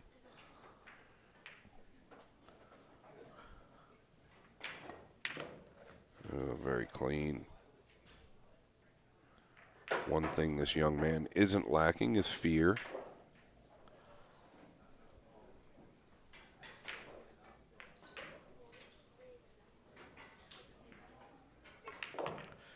Stays down on the cue, very still. Is this the young breed of player coming from the Philippines that we're going to start to see, because over the years, the Filipinos, they've brought their own style to the game, haven't they? Yeah, they most certainly have. And oddly enough, all of them are a little different than the leader of the pack, Mr. Efren Reyes. Boy, he's made light work of a difficult rack. Regalario to get a game. Just 19 years of age. He plays under the stable of Marboys. There you can see it on his shirt. And the manager of Marboys, JP, is here. Very nice guy. I don't know if you've spoke to him, Scott, or if you know him, but super, super friendly bloke. Got to speak to him a little bit yesterday. Figured out who he was due to social media. And they do have quite the stable. Yeah, for sure. And basically, he wants to professionalise the game, you know, in the sense of he wants his team of players to really take this seriously. He doesn't want them gambling in seedy pool rooms around the world, you know. He wants them to be playing on TV in front of the flashing lights and the glamour. Well, it's funny you say that, Carl. I never thought I'd be in agreement with that, but over the last couple years since I've been involved with you guys, at least the last year and a half, I'm all for the professional side. I see that the money can be there. I see that the growth is there, and I see the talent is definitely there. So I think it is the only way to fly. And here we're going to get a good glimpse of the tactical side. I hope he doesn't make me look bad, but I think he's going to be pretty tight to the red 3, and that's an example of what Alcaide does. He takes it a little bit further than a lot of the other players. He puts a lot of focus into getting that white welded up to the ball. Yeah, I would say that's one of Alcaide's strengths, to be fair. I think when it comes to the tactical side and playing the right shots, he's definitely up there. What's Bernie hanging up here? And he's going to go 3 to 4 rails. He's had to hit it so hard. He's lost the cue ball off the second rail. I mean, he really did have to hit it hard, Carl. That third rail was going to lengthen out. Overhead view, he's trying to come 4 rails into the back of the 2 here. Just lost the cue ball. He's probably on track if the cue ball doesn't hop. Looked like he hit it in the right area. Yeah, cue ball nearly went in the pocket, and I don't mean the table pocket. I mean his trouser pocket. So here's the real test. Regalario comes with a nice out last game. That's about as much emotion as we've seen from him. The little head shake, he doesn't show any emotion. But that being said, back to Alcaide. Can he manage this rack? It'll be a sign of where he's headed today, in my opinion.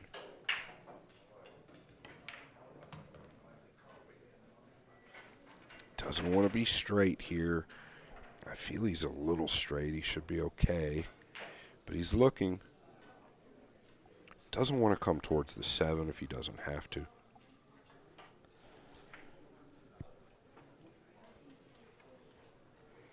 Would like to come down this right end. He can take or afford a steeper cut on the purple 5. And this is great. Nothing wrong here if he can reach it.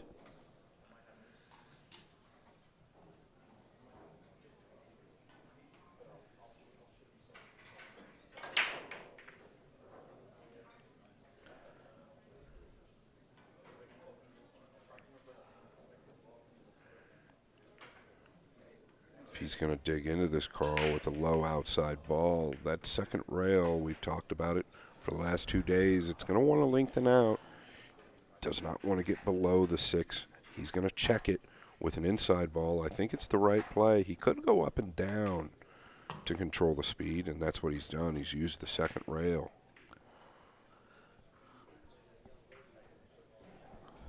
Well, David Alcaide is the current European Open champion.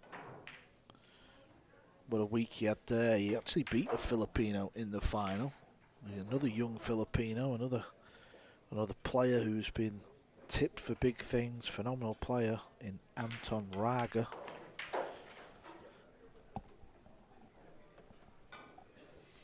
A little flick of the hand there. I refer back to Jeremy Jones's advice. Never stress on a slight position play that's not quite how you wanted it. It's okay. You'll be fine. Just play the ball. 2 rails out to the middle.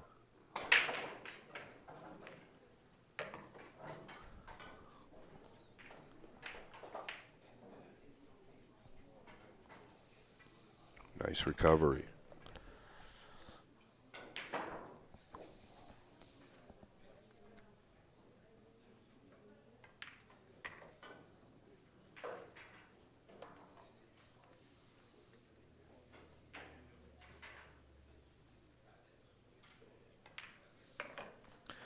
There it is.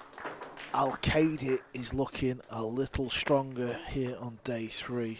Still early stages in the match. That's table 2 in action. We're going to take a short break. It's Alcaide 2, Regalario 1.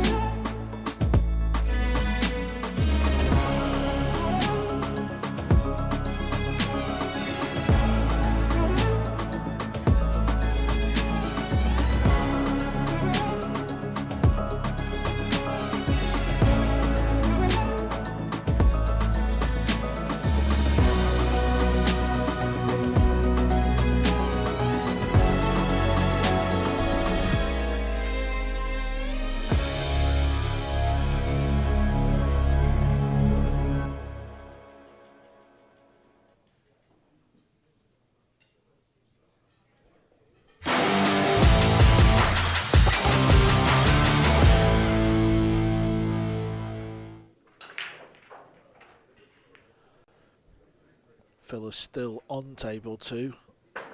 Demolished Copigny 5 racks to 1. He's not playing Bernie Regalario, by the way. He's on table 1. He's playing Victor Zielinski, and he trails 2-1 Filler. Matchroom Multisport YouTube. You can watch that. There's no comms, but at least you can see the match. You can listen to us on table 1. Just watch both tables. It's simple. Young Bernie to break.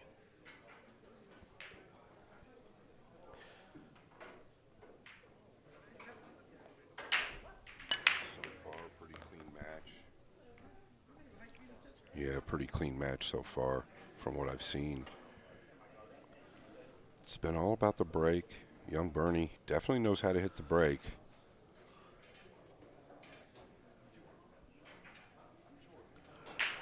Yeah, he has broke well, hasn't he? Consistently potting the 1 ball.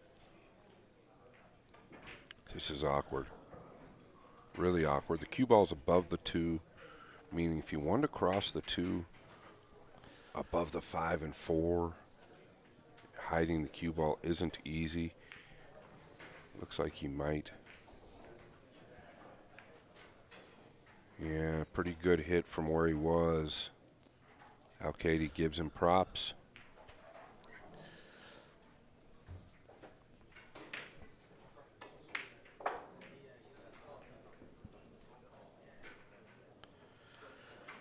Does enjoy this side of the game, does Alcaide, the kicking.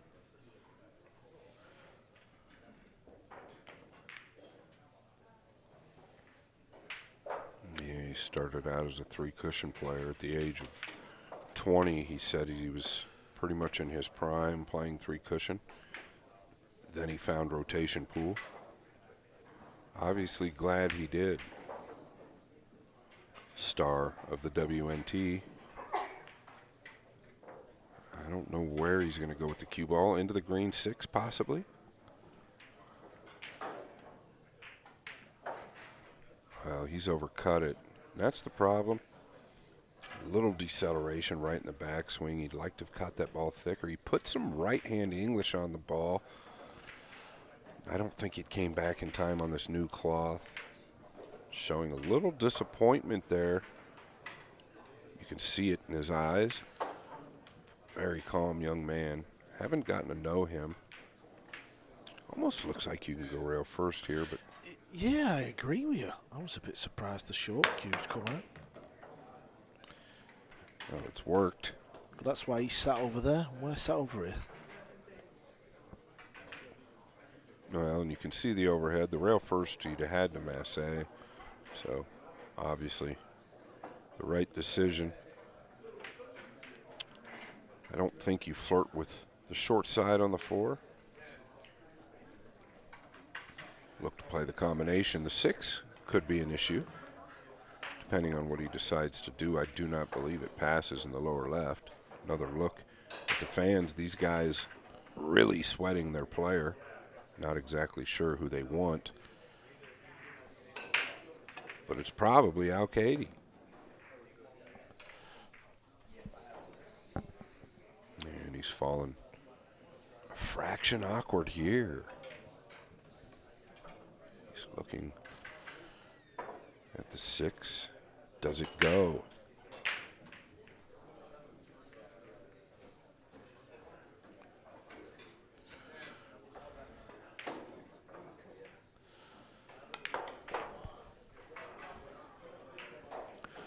Pace looks good. Die-hard fans right there.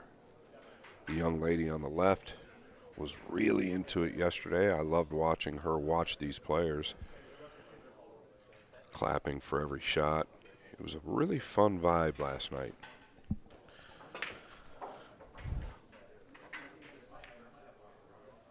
Yeah, and that was tight. I kept wondering if that ball went. I think it did go, Carl. He overcut it. But the problem was he had a lot of room to come down table. Boy, it does look tight. You can't cheat these pockets that much on day 2.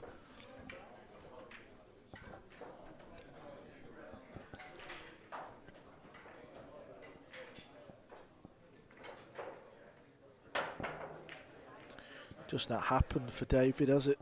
Still yet to win a single point. I wonder what odds you'd have got that at the bookmakers. 0 from 6.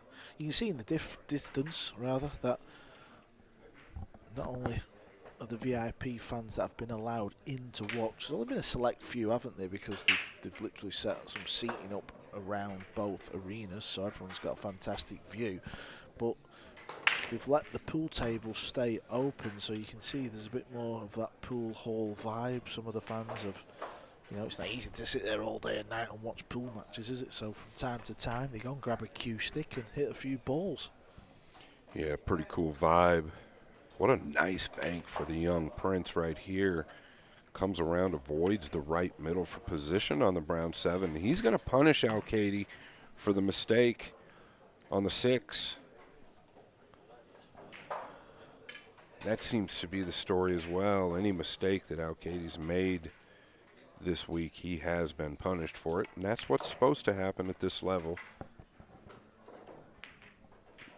We get a good look at the aggression of this young man. He feels like he's got nothing to lose, and he really doesn't. Mistake from David. Let's pass it back over to young Burnett. 2-2. Just kind of get the feeling this match is going to go this way, don't you? It's not going to be all free-flowing and fantastic pool. Just both players struggling a little bit. This is table 2 action. Filler is down 2-1. He's in a good spot here, though, as Zielinski's hooked on the pink 4-ball. So let's see if he can make contact. He misses it. Wow, and he's overspun it. And the problem is you come off that first rail softly with a lot of English. It's going to take day one. It won't take as much. It's going to slide off that rail. Now these tables have gotten some play.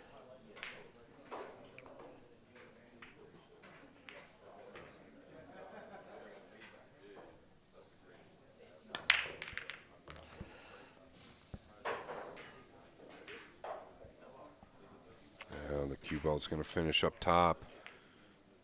Does the 2 play in the lower right? You can see where the black 8 finishes. And I don't know. If it does play, it's not easy. This is a real tester of your mechanics. I don't think he'll play it.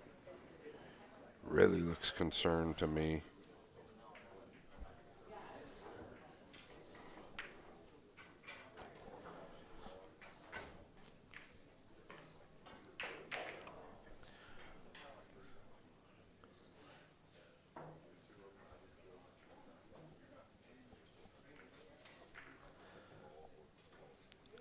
Needs to find a nice gap here. Oh, he does. That was the gap he needed to find.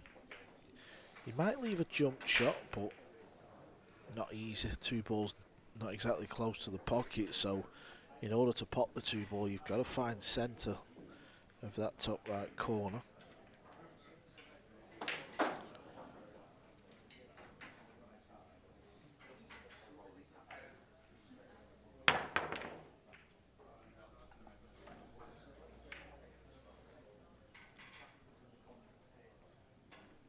Well, I don't know if he's got the full side of the 2 ball, but if he does, he could really weld him up behind the 3 and 9.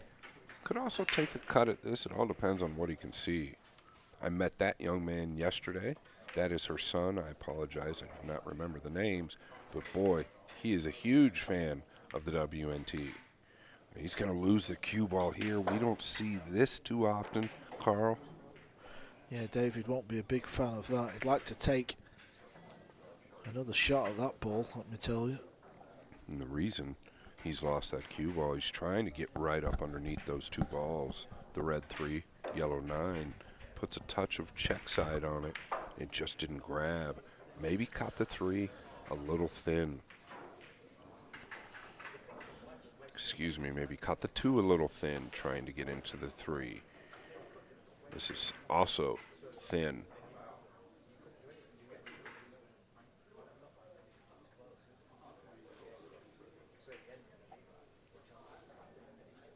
I wonder if he can play this off of the 5.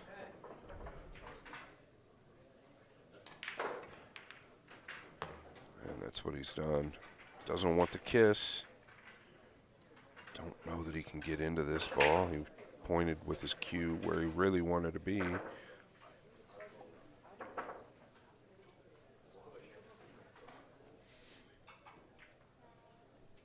He is acting like he can make it. Look at this angle. About as good as it gets.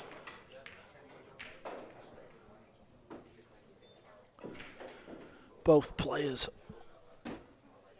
going through the motions. We've all been there, Scott. You've been there. It's just not quite on. You know, you play a couple of shots. It might be a couple of missed balls, maybe a positional shot, and there's that seed of doubt in your brain. Yeah, a really good way to put it, that seed of doubt in your brain, and that's what Alcaide's been faced with for the last 3 days. And here you see it again, and the seed of doubt is all too real. A 3 ball he should never miss. And this is what happens as well. Bernie's back at the table quicker than he probably thought. And it's not easy because he's queuing over balls. No, and you get a look at Alcaide in the background. Very worrisome.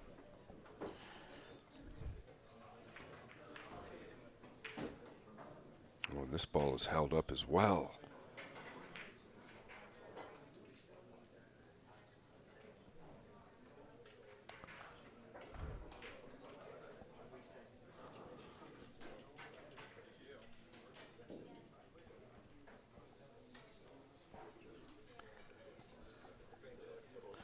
Problem with this one, if you hit it a little full, the cue ball can spin and stay near the top, can't it, Scott? So he's got to hit this a little bit thin. And it's done what you said. I can't believe the speed he hit it. You've got to roll that a little easier. If you hit it with that high cue ball like that, even a center cue ball, it's going to do what you said. It's going to hold or bend. Wants to keep going forward on that new cloth. And these are not easy when you're struggling. I'm just wondering if he hits the rail, will it hit the 8 ball and go in? Is it a big pocket?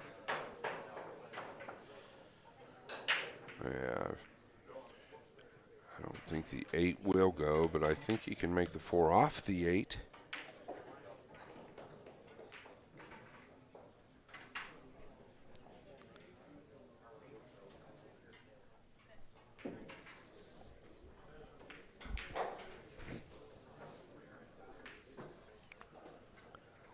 Does not want to get flat on the 6.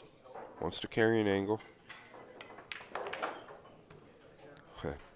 And he gets flat on the 6. The story of the last few days for this young man. Yeah, just get down, rip it in with a bit of spin. Come on, get your cue arm going. Yeah, sounds easy, Carl. He's been fighting this for a while now. Big stroke coming up. Well, he's hit it as good as you can. Perfect there.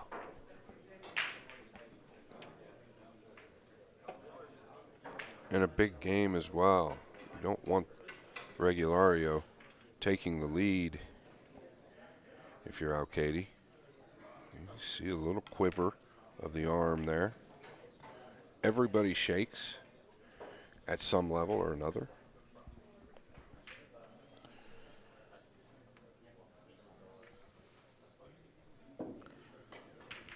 Just seems like everything's a little off even here. He's got to do something with the cue ball. He's missed the 8, Carl. As I was saying, it seems like everything's just a little bit off. Well, he's having an absolute nightmare. Incredible. He is really just not cueing well at all. Yeah, and it just seems like everything's a struggle, and we know how it is. Oh, he wasn't playing short side, that's for sure.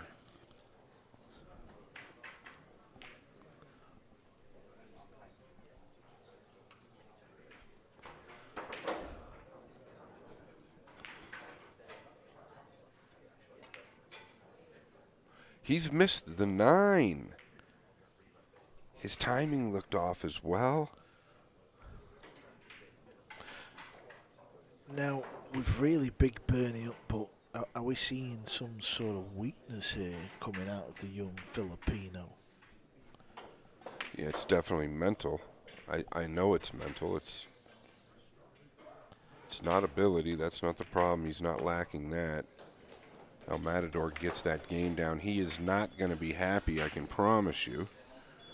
Neither is the young Filipino, the little prince, sitting there shaking his head. And we got a glimpse of that negativity a couple games ago. And I haven't seen that from him, even in Hanoi. I never saw that head shake. Yeah, you said, didn't you, Scott? You said he didn't play short side. He didn't play for the 9 in the pocket, but he actually sat up okay. Absolute.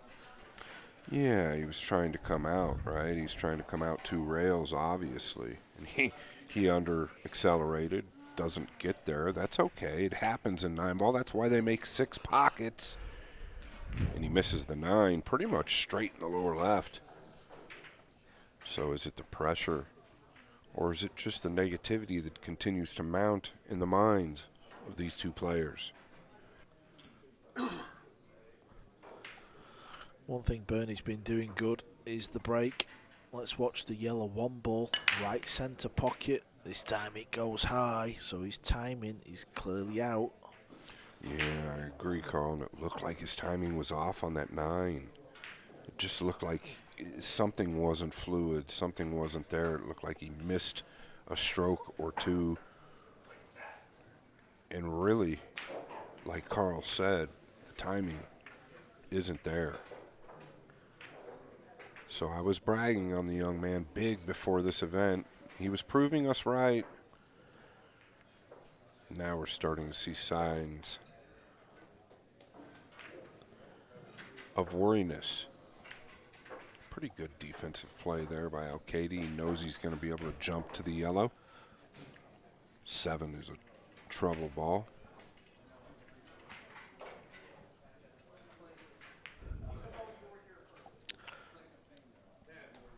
Going air ball. All the balls are on the table. Balls will be flying around the table. So good things can happen for the young Filipino. Yeah, that's not what he wanted. He might be able to play the 1 off the 7. All depends on where the 7 is. If it's close enough to that point, could open things up.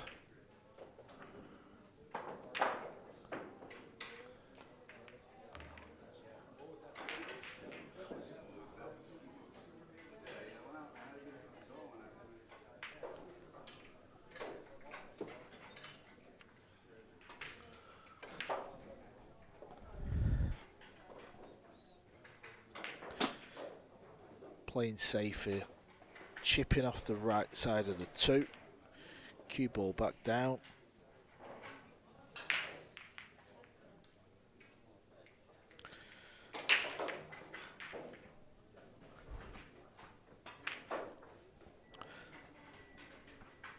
Bernie will probably also play off the right side. I believe he can see the right side. It's a little fat. Needs a little bit of luck. Is he going to get it? No, he isn't. 2 ball will pass this brown 7.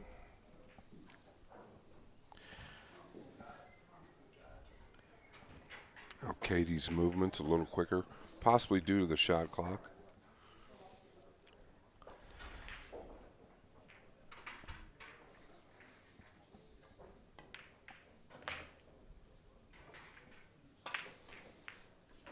Well, he's going to be okay. A little straighter than he'd have liked. Pink 4 in your top left.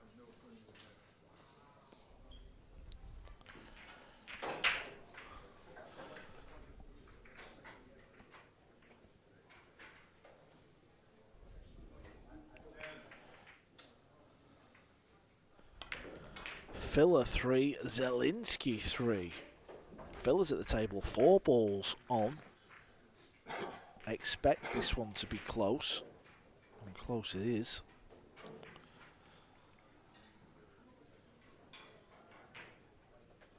And they're very close on the leaderboard because Joshua Filler is on 6 points. He's at the top of the table. Victor Zielinski is currently in 3rd place on 5 points. SVB's in 2nd. He's 6 from 7, same as Filler. But it's this 9 ball for Filler to get on the hill. He'll just need one more rack over there. Zielinski's going to need the last 2. Back to the action. Here on table 1, he's been looking at this 7 ball for a good while. Yeah, and I'm wondering if at some point we could get the overhead. The only reason I'm asking for that is because he had an opportunity early to play the 1 off the 7. I know it could have jumbled things up. Oh, he's going to go into it here. He just needed a little flick. How close was that? Wow. Yeah, now this tells me he's afraid to play it in the top right.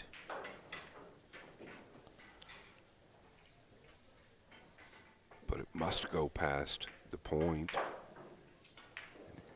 And he's falling okay. He's got to get pretty close to this to be comfortable. Well, he stopped it, so he was straight. This is all about potting the ball.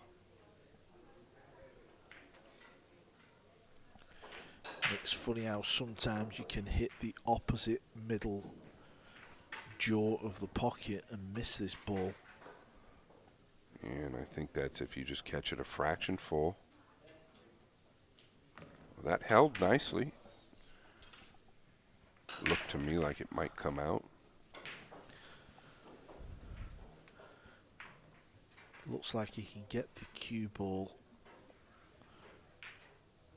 behind the 9-ball. He can also just come centre of the table, inside of the 9. He's just caught it. So fat, Carl. Do you know what I was looking at there? When he was aiming dead low on the cue ball. Yeah, I think he was in between what you were saying exactly. He could have come out to the center of the table without any problems, and I think last minute he was trying to come around the 9.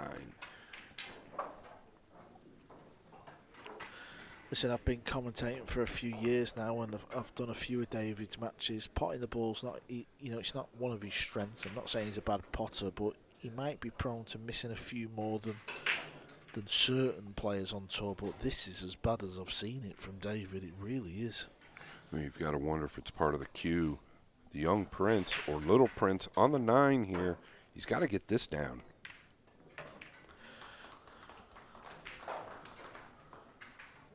Well, Scott, this has been a scrappy match. It really has, and you can see he's just really going through the motions. And we're going to take a look at this miss. He goes to the low outside part of the cue ball there, right? And you see he goes into the 9. Really didn't come away with a great shot there, Carl. Why not just center cue ball and let that ball travel, right? Easiest way to make the cut. You're putting English on it that's not necessary. Causes problems.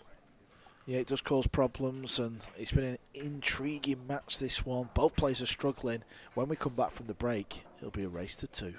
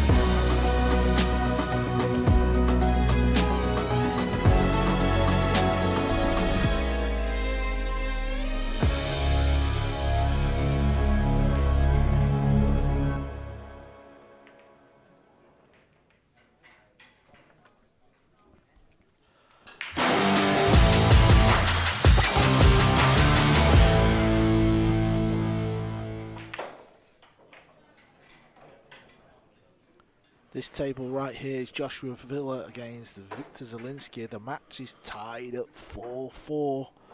So it's a one-rack shootout there on table 2. If you want to watch this unfold, Matchroom Multisport YouTube channel, as we go back over to the action on table 1.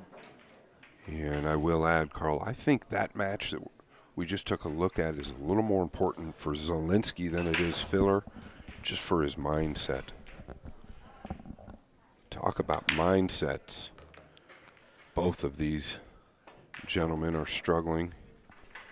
And here comes the 8. Par for the course, Murphy's Law. What was kind of funny there is Alcaide at this point goes to get his break cue, thinking he's going to get a shot, and when he turns round, he's hooked behind the 8. This happens though, doesn't it, Scott? You know when you're struggling and you just want tap-ins, just give me roll-ins, it's not going to happen, is it? No, when you're struggling, a lot of times you just want to leave. And at this point, I don't know that Alcaide would like to be here.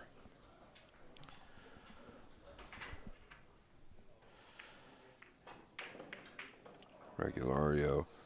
Looking at this, it's not easy. If he's playing good, you would have to make him a favorite to knock this down. I feel like he elevates more than most. I guess he is not the tallest of people.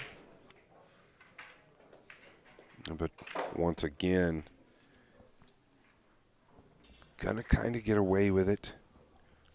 Alcaide coming to the table, not looking thrilled.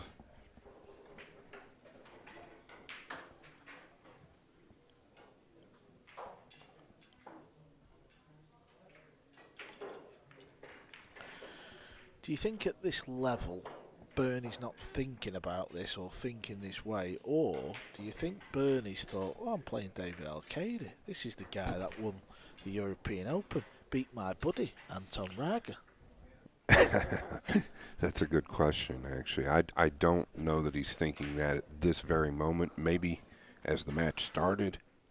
But right now, I think he's thinking, how do I get through this? Well, he's got to get through a little gap here. Kicking at the 2 ball. He's looking at this 9 ball. I think he's looking at the gap in between. We'll get another look in a mo. Boy, looks to me like he could come a little bit long of this ball. He's going to shorten it up with low. Oh, he's hit it full. Oh, and look at this. The triple up, excuse me, he's quadrupled him up.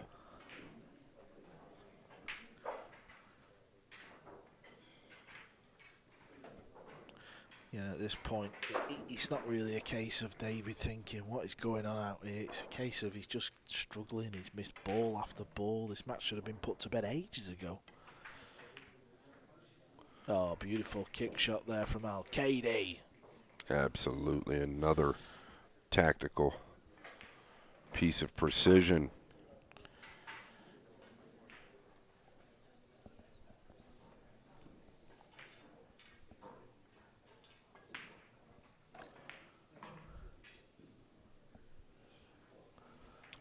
Is it like golf? You know, Jeremy Jones plays a little golf, and I've heard when your driver is good, your putter can be bad. You know, Alcaide's struggling to pot the ball. His defensive side has looked really good all week long. I don't know if that has anything to do with it, right? Maybe you're feeling a different part of the game versus the offensive side.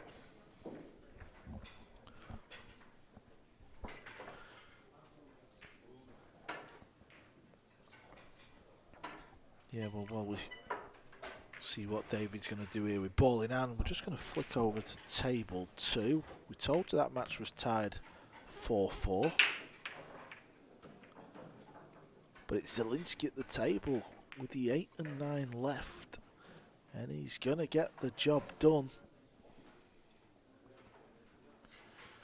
Yeah, and so he is back at the top with Filler and SVB. And this is a huge match for Zielinski, in my opinion. He needed something back for the mental side going forward. He was getting a little negative. And look at this, Alcaide once again catches the 9 too thin instead of full straight to the pocket. And it's another miss. Yeah, looking at the league table, it's not just a case of Zielinski. It's a case of stopping Filler starting to run away with it because points carry forward. So now we've got 3 guys on 6 points. And if you look at Jason Shaw, who's outside the top 10, he's in 11th. He's on 3 points, so he's only 3 points off the top of the table. Yeah, that's pretty interesting. It seems like they're miles away, but really just in reach. And while you were going through that, Carl, Regalario shoots a tough shot on the 3. It was hanging on the top right. Comes down and opens the pink 4 up perfectly. Can he take advantage? It's the storyline for Alcaide. It's just not meant to be. I think the biggest hurdle for him is to win a match this week. Not picking on him by any means. It can happen to anybody. But when it starts to snowball, it's hard to slow it down.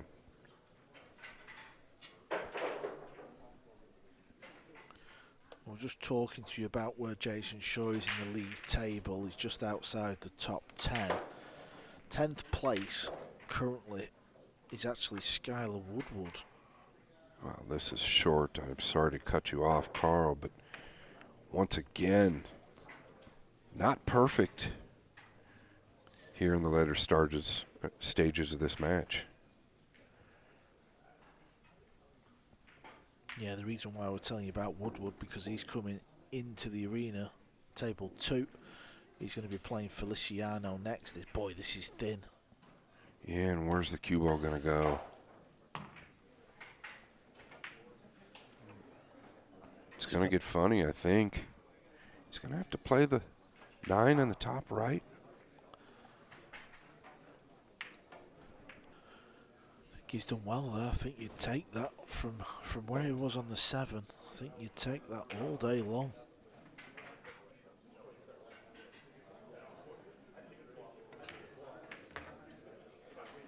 This needs to settle down.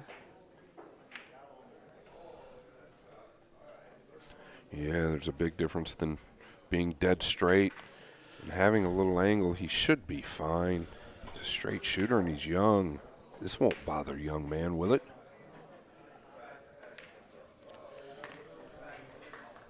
As he slots the 9 up the long rail.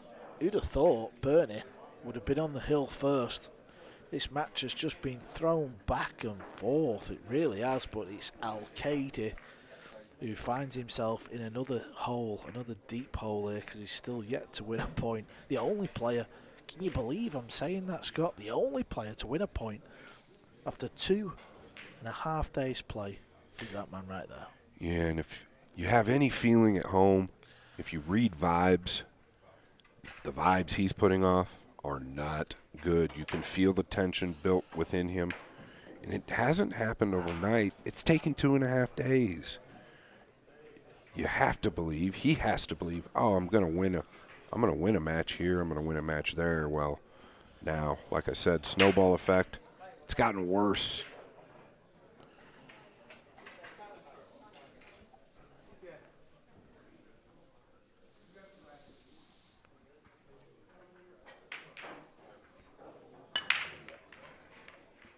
Well, he's missed the 1 2 times in the middle now, so his timing is clearly off on the break.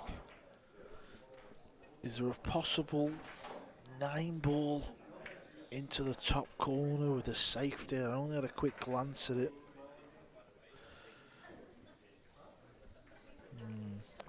Maybe not.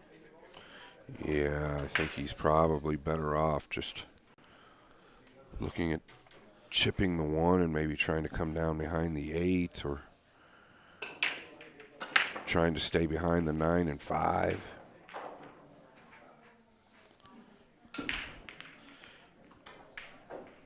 That's his manager, young Bernie's manager, JP. He's the boss of the Marboys stable.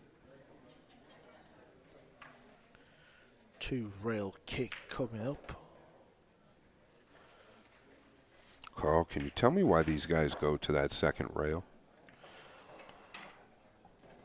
Makes the 1 ball bigger.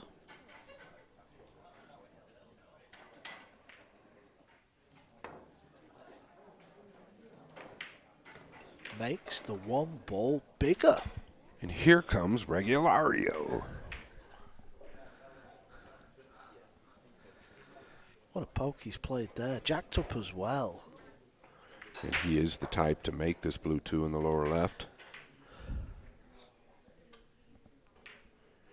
Alcaide must be thinking, what is next? Oh, he has decelerated something fierce. Overcut the 2 by a long shot. And look at this. At the last minute, the 2 comes, rubs the cue ball. Now Alcaide in jail. Yeah, I mean, listen, if Alcaide was near the top of the table, you could argue this is a little easier to take, but the fact that he's missed 4 to 5 balls in this match and he's not win a point, he's just in bits out there. Well, it gives you an idea of what kind of professional he is, because a lot of players would have had that cue in splinters by now. Oh, what a great hit. And look at this. To add insult to injury, he avoided the scratch, and I thought he might have made the 2. This is not easy, though, for Regalario, is it? No, he's got to get around the 6 somehow.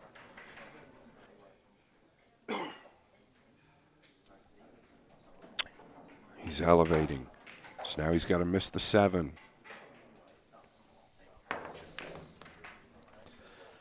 Oh, well handled. One more good shot here. If he gets on the pink 4, good. Should really be the match over, but he's struggled himself as well in this game, so you can't guarantee anything.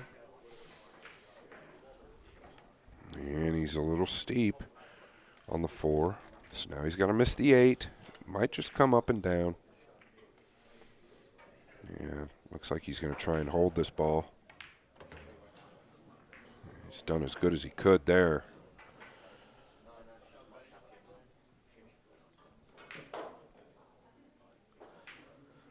Also a big practice and big match for young Bernie, because he'll be staying on the table, Scott. And he'll be playing SVB. Well, I'd love to see that, and I hope this does help him if he wins the match. Getting to stay on the table, it's almost like now you're playing a race to 10, not a race to 5, so you've got a little momentum going into the second match. Well, the good news is you're going to be able to see it from one of the best seats in the house, because you'll be doing comms with Double J.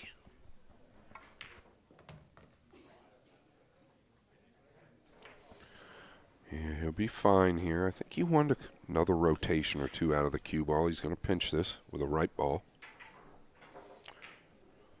And you've got a feel for Alcaide. He is just really, really struggling right now.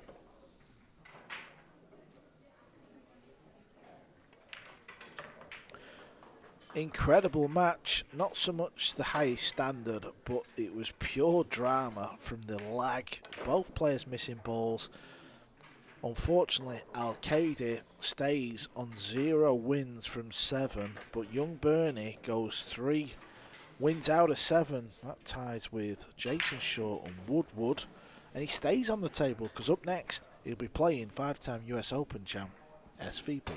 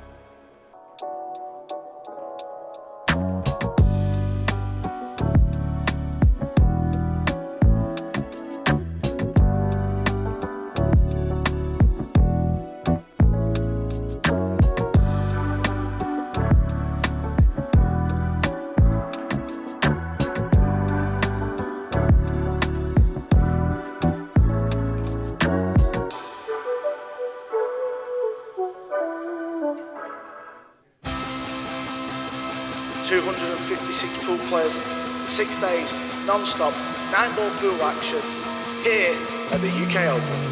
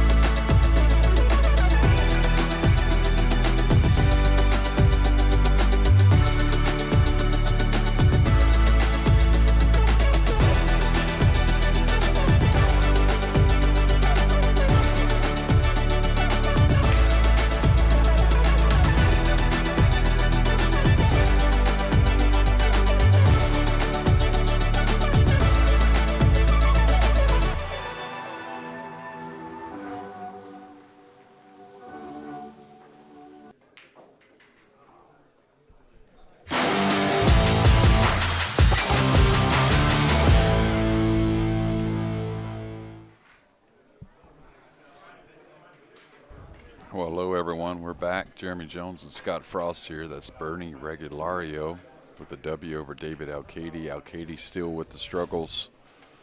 He's got to pick it up in this match, so facing 5-time former U.S. Open champion, former world champion, and a guy that's pretty much in dead heat at the moment, SVB. The initials speak for themselves. How's the lag, by the way? Wow. Too close to call for me. Bernie's a little closer to the shadow under the rail, so I feel like Bernie has won it.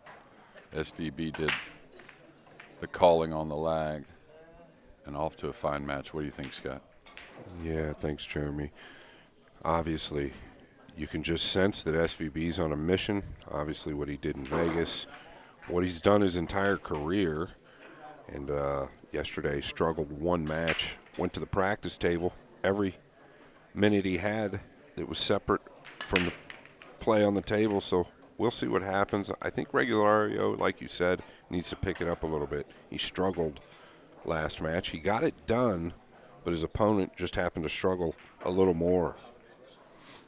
Yeah, I talked with JR, the man running with many Filipinos, and of course Bernie here at the PLP, and said he's been struggling to sleep. And after a couple missed balls, I kind of asked, is he still jet lagged? When did he come in town? And been here a bit, been here enough days, you would think, but Asia, I tell you, it's a little different than Europe. So, and sometimes when you're having an opponent struggle, it can make you struggle as well, especially if you're not dead in tune. I think that may have been the case in the last match. Nice opener there on the 2. Yeah, he knows he's got to stretch out here. He knows that there's not going to be many mistakes, if any, coming from the other side. Yeah, but always seems like the future's bright for the Philippines. I don't know if it's ever been brighter than the stages in now. World Cup champions Johan Chu and James Aranis are 2 still very young men that have made names for themselves and will continue to win. And you have Bernie and Anton Raga, so many other young ones coming from the Philippines. So it's going to be hard to figure who gets in some of these invite events representing the Philippines. So going around the table here, okay. Pretty nice strike there on the cue ball. Yeah, he's ended up pretty good. He'd like to have been another rotation, but he'll be happy with this. And it's always funny. There's usually something in the rack. Here, like Scott said, one more rotation would have been nice. He could go forward, not worrying about the 9-ball so much. Now he's just got to take a bit more cut on the 5. This is the shot I was talking about before, getting into the cue ball, and maybe FSR does it the best, not letting up on the stroke and really getting the tip position to kill the cue ball as it comes across. If you let up, it can leak. Really nice. Yeah, it looks like he does it quite well, too. Not a lot of guys can hold that cue ball like he just did. FSR definitely, in my opinion, one of the best. He kind of makes a living with that shot, it seems like, just because it always is touchy. And it comes up quite often as well. Another shot that Regalario seems to be great at is that shot like Woodward plays, almost straight in, got to use a touch of outside. Shot he just shot on the 6.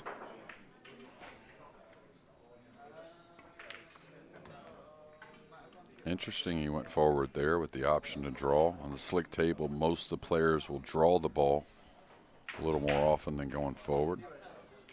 Of course, we talked about it yesterday with the Philippines. Talked about conditions over there now, much different with the pool rooms, but back in the day, especially I'm sure Bernie started at a young age, they learned to follow the ball a lot just because it's so tough to draw the cue ball. And maybe Regalario getting up for these top players. Day 1, he beats Filler 5-3. He's the only one to deliver Filler a blow, I believe. And then the next player he ends up beating, if I can find it here, well, he beat another real good player. He had 3 matches in day number 1. Oh, he ends up beating Ruiz 5-4. So he had 2 out of 3 good wins, Jeremy. Maybe he gets up for the great player. I know when you were young, you would do the same thing. I loved to play the better players. Yeah, absolutely. And, getting a match under his belt, kind of learning from the last. he's here to win, but also definitely wants to make a little mark in each one of these matches. Filler did suffer another loss in his last match versus Zielinski, so kind of got them all at the top there. 5-4 that score. They'll both be back later on today. This looks like the best guy overall, though, match in, match out. And of course, a golden break doesn't hurt, especially with nothing else down.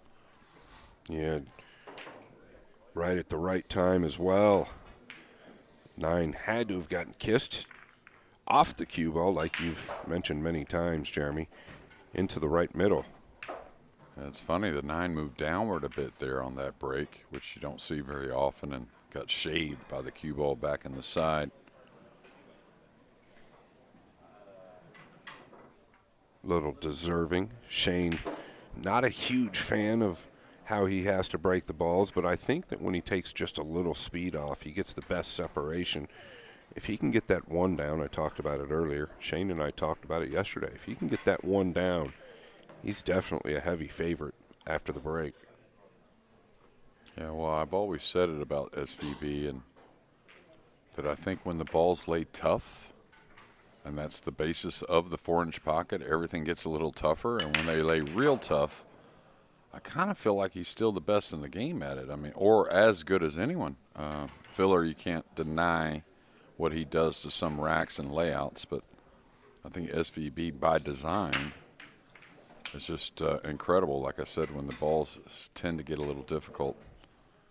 Speaking of difficult, if he's a little off the rail here, he definitely plays the kiss shot on the 7 and the side, but could be a little haphazard here. Pat Fleming showed up, a landmark in our American pool scene. He's going to play this anyways. Could follow this in. Just has to hit perfect for that to happen. Oof. That was a good call, and he's going to catch the kiss, and that's pretty cold-blooded, Jeremy. Especially the kiss off the 4. The one had to contact the 4 just right. And he knew it was a gamble. I think he knew it was a gamble, and pretty unlucky gamble at that. And you touched on Pat Fleming. Pat Fleming, the founder of AccuStats here in America, has done so much for pool, and I know Jeremy will say it. He's done a lot of work for Pat. Probably the nicest guy you could ever meet. Yeah, and a fine player, especially in his prime. Sneak up and beat you at any moment. And what people don't also realize, and maybe some of our international players do, is Pat does a lot for pool all around the world because, you know, he does so many events. He gets those broadcasts and rebroadcasts out to so many countries throughout the world. He's on the left here, and the glass is Pat Fleming, for those that don't know. And he's sold a portion of AccuStats to another friend of mine, Mike Howerton, who I've done a lot of work with, AZ Billiards owner out in Arizona. Mike also does a ton for pool. He and Pat Fleming working together quite a bit. Good things to come for AccuStats. And as we're talking about that, Jeremy, Regalario making regular work of this rack. Yeah, he's done pretty well after the pretty unfortunate ball in hand. He's going to be stretched here a bit. Carries a long bridge a lot of times, but you'll find that with someone who's a little shorter in size. Learn to play with it a bit on the back of the cue quite often, not just here in a big stretched moment. Uh-oh. Uh-oh. Kind of let it go for no reason. And a huge mistake. He had a big miss 9-ball in the last match, got away with it. You cannot have this against SVB. No, I totally agree. And I think a lot of that had to do with that extension that he had there. He was really reaching with it. All right, stay tuned. More SVB and Regalario soon.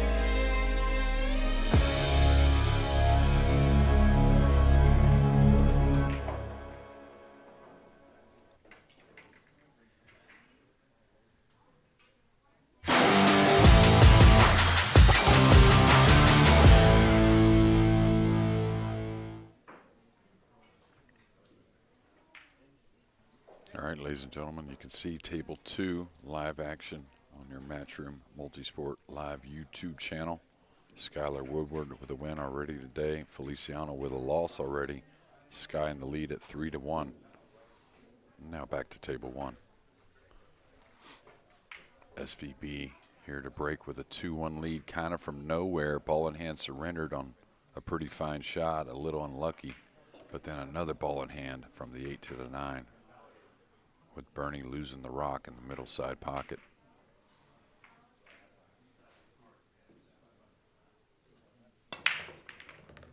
All right, loves that connection.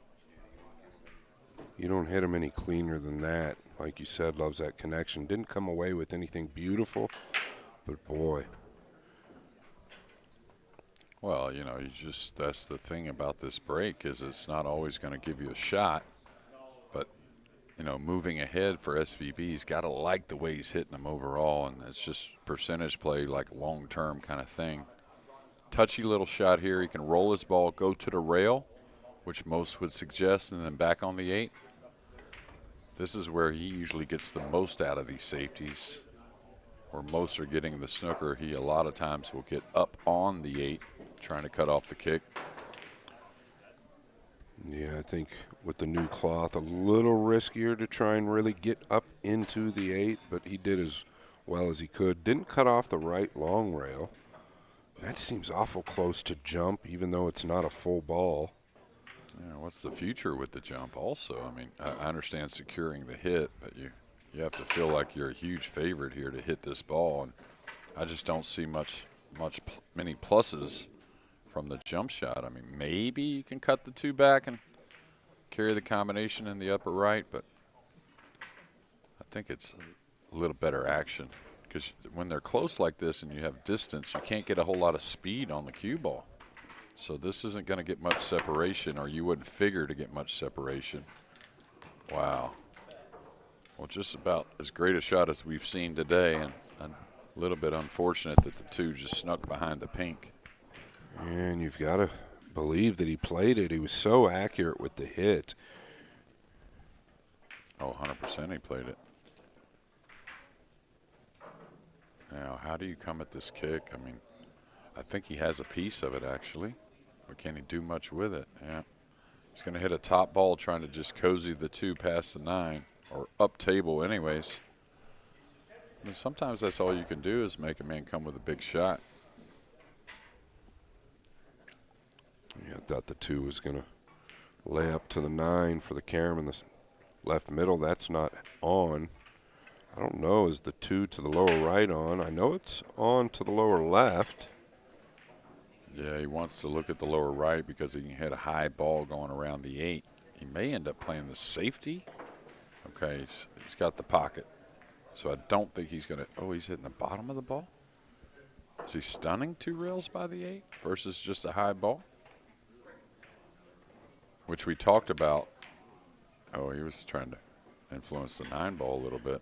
Yeah, and that's what I had noticed early. I felt like if the 2 stayed a little lower, he was really going to attack that, but 2 continued to carry, which made that carom very difficult.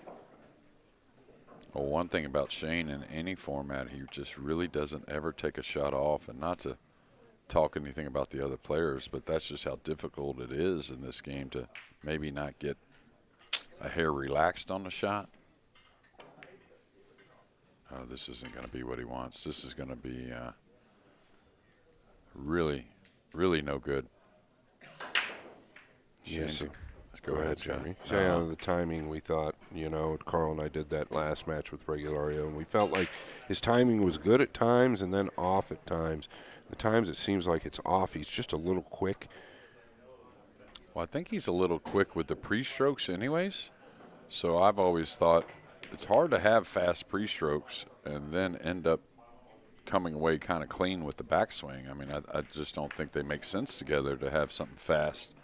You see he settles the cue pretty nicely, but then, again, every now and again gets a little quick with the backswing. Got to make a nice one here with inside English.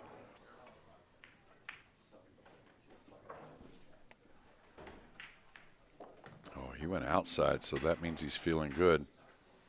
And maybe that pink was a little more off the rail than I thought. Yeah, hard to tell from where we're at. But if he's going to use an outside ball, it's got to be off the rail just a little. Putting all his focus into the 4. Nice and easy. Doesn't want to hit this with any speed, excuse me, with the 5. Well, he hit it with authority, and that's what Shane does at times. Didn't hit it too hard. No, that was a pretty sweet swing there. This is the shot he doesn't like as much, just rolling the ball. Oh, he was able to go to the rail, so that always makes you more comfortable. It's just those little references, right? It's most pros don't really have systems as much as just little feelings and references for the cue ball. Yeah, and I like the way you said that. People pay attention. Most pros don't have systems. It's more references and systems and feelings because everything is different in different parts of the world. Tables play different, so they just make the adjustments.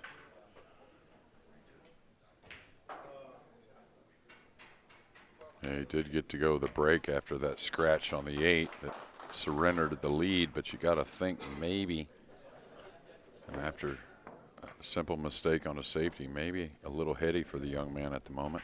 Well, good look at table 2 here, and Feliciano trying to get back on the board. Yeah, and I was going to mention, Jeremy, he quickly got back on the board, or is on the board. Woodward was leading 3-0, I believe, and now 3-2. Doesn't take this young man long. Good look at 2 of the young bright stars in our game, one from the US of A and the other from the Republic of the Philippines. Good 12 years difference between the 2, I think. Bernie, 19 years old, I believe. Skyler getting up there in years, 31 now. Yeah, he's really pushing it.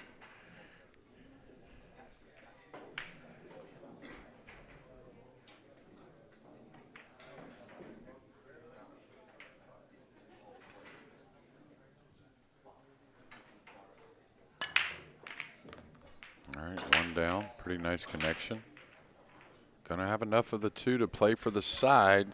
The 4's not really helping things too much as far as the cue ball. But it looks like he could stun draw by. Now these side pockets are pretty tough from this angle, but you gotta believe he wants to attack. Can you see enough of that? I think so. I think the overhead fools us at this angle. The only problem is he's got to hit it with a little speed. He'd love to be able to roll this in and come across for the cut on the 3, but with the 4 there, I don't know if that's an option. You hate to make a great shot and end up dead behind the 9, you know, just glancing a piece of the 4 with the cue ball.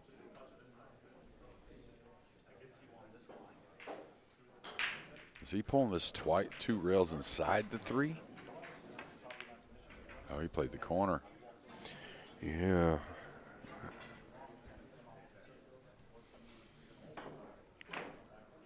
Well, this shot's always a tester, Jeremy, to how you're feeling, right?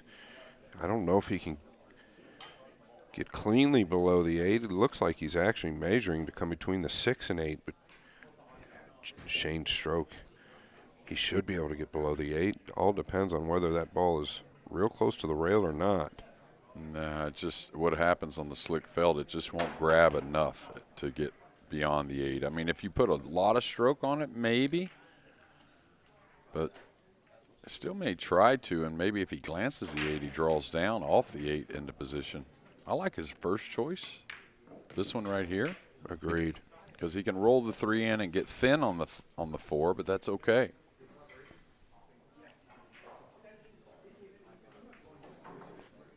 And this is what I was talking about earlier, you know, when the ball's laid tough, his decision-making is really good on the offensive side of things. Yeah, probably still nobody better. That's got to go. Okay, he's all right. There's a little bit of a tester, or let's say a sweater, as the cue ball went to the 3. Can he still use an inside ball here? I think so. Even a high ball is okay on the slick felt. You can come 2 rails and get beyond, where a nice angle on the 5 to get back for the 6. He still could. He was high enough.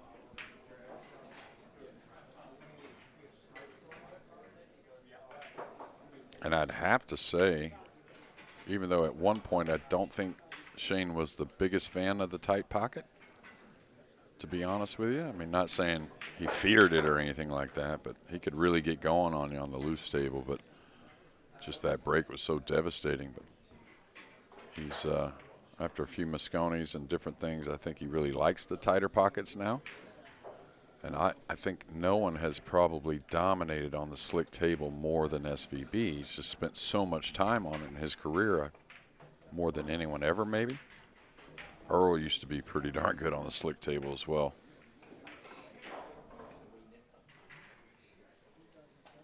All right, he's played from just an inch or two out of line on every shot, it seems. Nothing major. All right, he's going to float here, or is he going to be aggressive with a couple rails?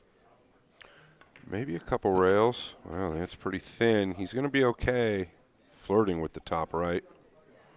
Yeah, Turned out perfect, Jeremy.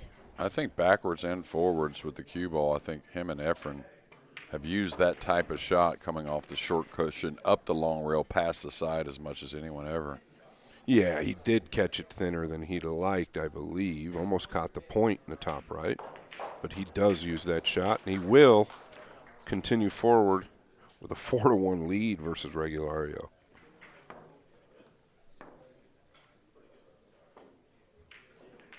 All right, let's look at table 2. Woodward and Feliciano in action. I think he's got a little piece here. May have both sides of the 7. Just going to look at the cross-side bank maybe. Boy, there's almost a two-way if you go at the 9. Almost. Maybe the 9 down just a fraction more. You could cannon into the 9 and bring the 7 down to the lower middle. Yeah, you could really float it, kind of. Oh, wow. But that's what I was talking about before, kind of constant movement with the cue stick. And what happens in these short races to 5, you never really get in that feeling of the timing of everything. You know, when you're little, like, you know, how do I explain it? A little too much movement with the cue stick, maybe. Oh, you got a nice kiss there. The SVB it looked like it was headed to the left middle. Yeah, he caught it a hair thick, it looked like. No, just the double bank on the cue ball. Now, did he get thin enough or close enough to where he can cut the 2 and hold with the 5? Yeah, he'd like to go 2 rails heavy into the 5. Nice and smooth. Pinch of high left cue ball. Looks okay to me. Looks like it lays perfect, like the 5 sitting nice where he can come those 2 rails you were talking about. I think now he's sizing that up. Normally when he gets in this position with the cue, it's not a safety. I think he's doing exactly what we were talking about, Scott.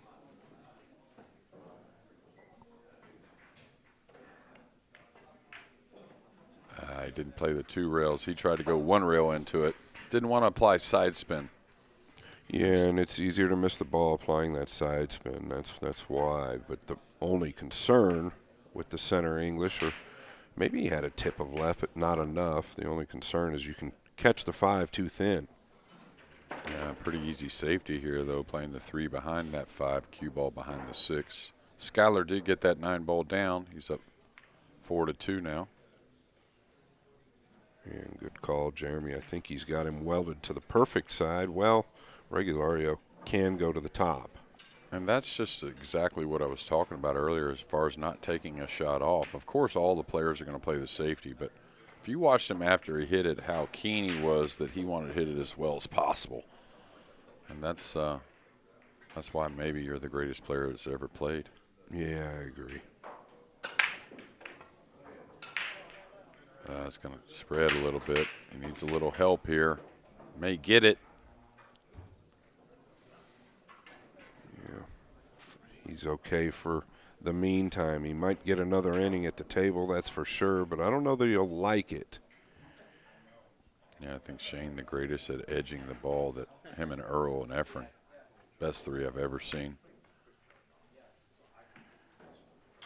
Yeah, he may leave the gap here. This cue ball's got to go. And you can see a little grimace.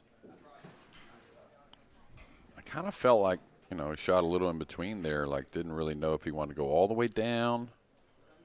probably tried to hold the 3 a little bit better, though. Yeah, exactly. If he wanted to go all the way down, he was going to have to catch a little more of the 3. Concerned he's going to leave it over the lower left. Well, this isn't going to get it. Well, no. I mean, whether it gets far enough to where SVB can't make it or not, it's still not good enough against Captain America. Did he get the short cue out? Yes, he did. So he can't see the top side of the 3, banking it back down towards the 9. I figured he might be able to do that. He's going at it. I think if he could see the safety enough, he wouldn't jump at this. I think he would play the safety. Oh, wow. Hit the cue ball. Hit left English on the cue ball. It's the only way he's not getting over that ball. Yeah, definitely hit left English on the cue ball. Just didn't catch the sphere solid. Little off with the tip. And the reason why that is, the guys jump with so much control, you don't see them like fear getting over. So when they do hit the cue ball, there's not enough power on the cue ball to get over. Yeah, it's a very good point. They are jumping with control, so they're not trying to smash it, smash that cue ball. Yeah. They're really trying to use it. Yeah. Shouldn't be any issues here. Really needs this game. And there's times, Jeremy, this young man to me just looks solid as a rock. Just looks like he's not going to fold at all. And then there's times where he looks almost the opposite. And I feel like that's a mechanic breakdown maybe as far as his timing's concerned. Yeah, and I talked to JR, like I said, between these matches, and so he just hasn't slept very well. No doubt he's a top tier player. I mean, it just wouldn't happen to be in this event. I don't think the Philippines would allow someone to come over and represent if they weren't top tier. So definitely deserves to be here. Just hasn't been his best at this event through 2.5 days. Yeah, and I mentioned Hanoi. He did great in Hanoi. Well, we're going to have a break. We'll be back shortly.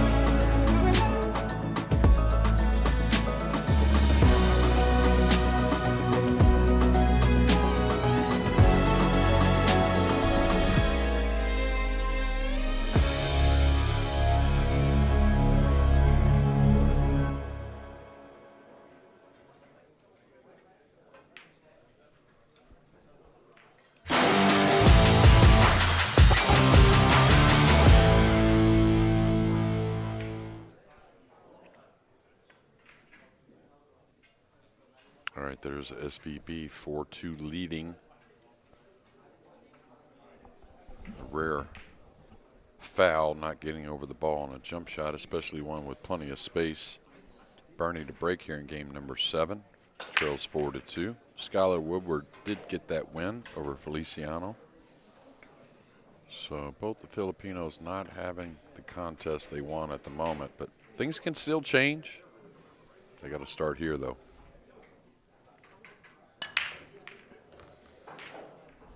Watch the scratch in the lower left corner, and I felt like he got good contact. Why does that cause the scratch like that. It didn't look like he did get the kiss off the bottom of the 9, Jeremy. Yeah, just shave the 9. We've had some golden breaks, but that 9 does produce some scratches.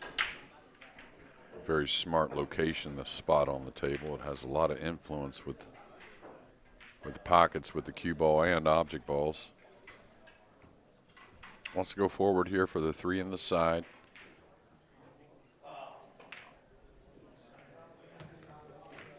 Yeah, overran his mark a little bit. Probably wanted to get a little closer, and that's not going to be so satisfying for SVB. Doesn't like to miss his mark, especially with ball in hand. Yeah, and he looks like he's going to the underside of the green 6.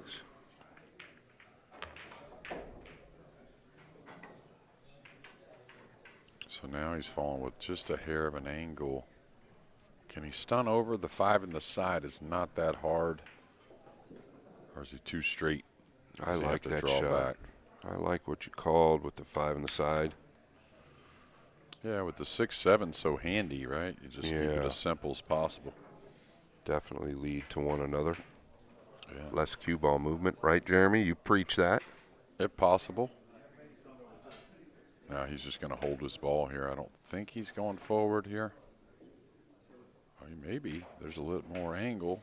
So he's going to think about this. Can't quite. Can he go forward and get to the rail and bump the 9 out? Is that a possibility? It looks like it. It does look like it. There definitely is a little angle. He might just rub the 9 softly as well. Oh, man, that scares me. Yeah. Okay. That was easier than I thought. I thought there was a little gamble of hitting it heavy, but not much. So Bernie kind of escaped the last match, not playing his best. Did get the win over Alcaide. That's not going to happen here. Or shouldn't, anyways. I went a little far, trying to get really perfect. Maybe he can still roll it in. Looks like to me he's got to go past the 8 now. Yeah, I think he'll still hold, Jeremy, but elevating to hold.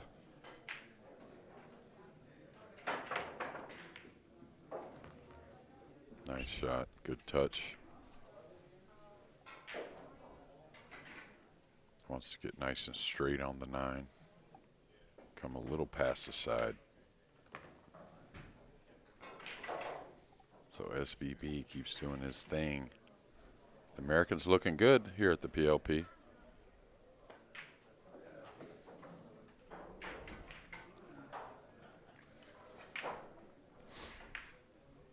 Oh, here this Nineball to take the lead here at the PLP. Winning 7 out of 8. Cruising, as you might say. Bernie needs to get some more work done. We'll have more matches shortly.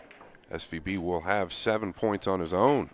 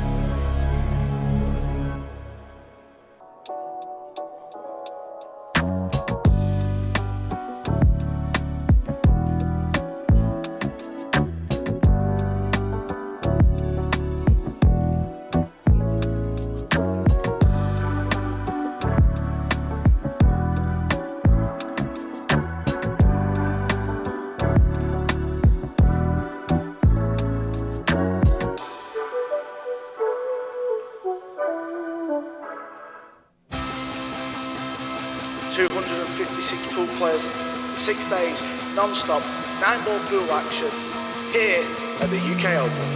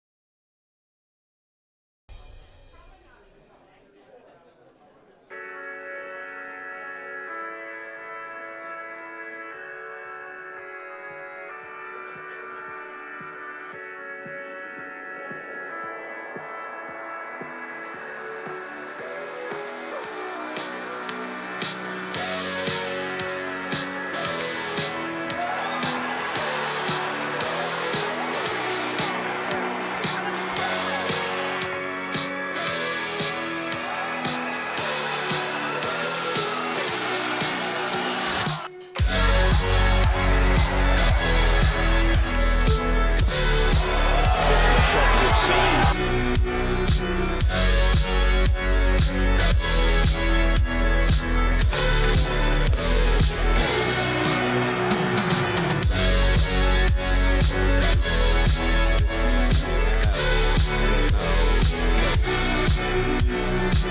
a shot! Shane Van Boening and Team USA. Es steigt zurück in a dramatic decider.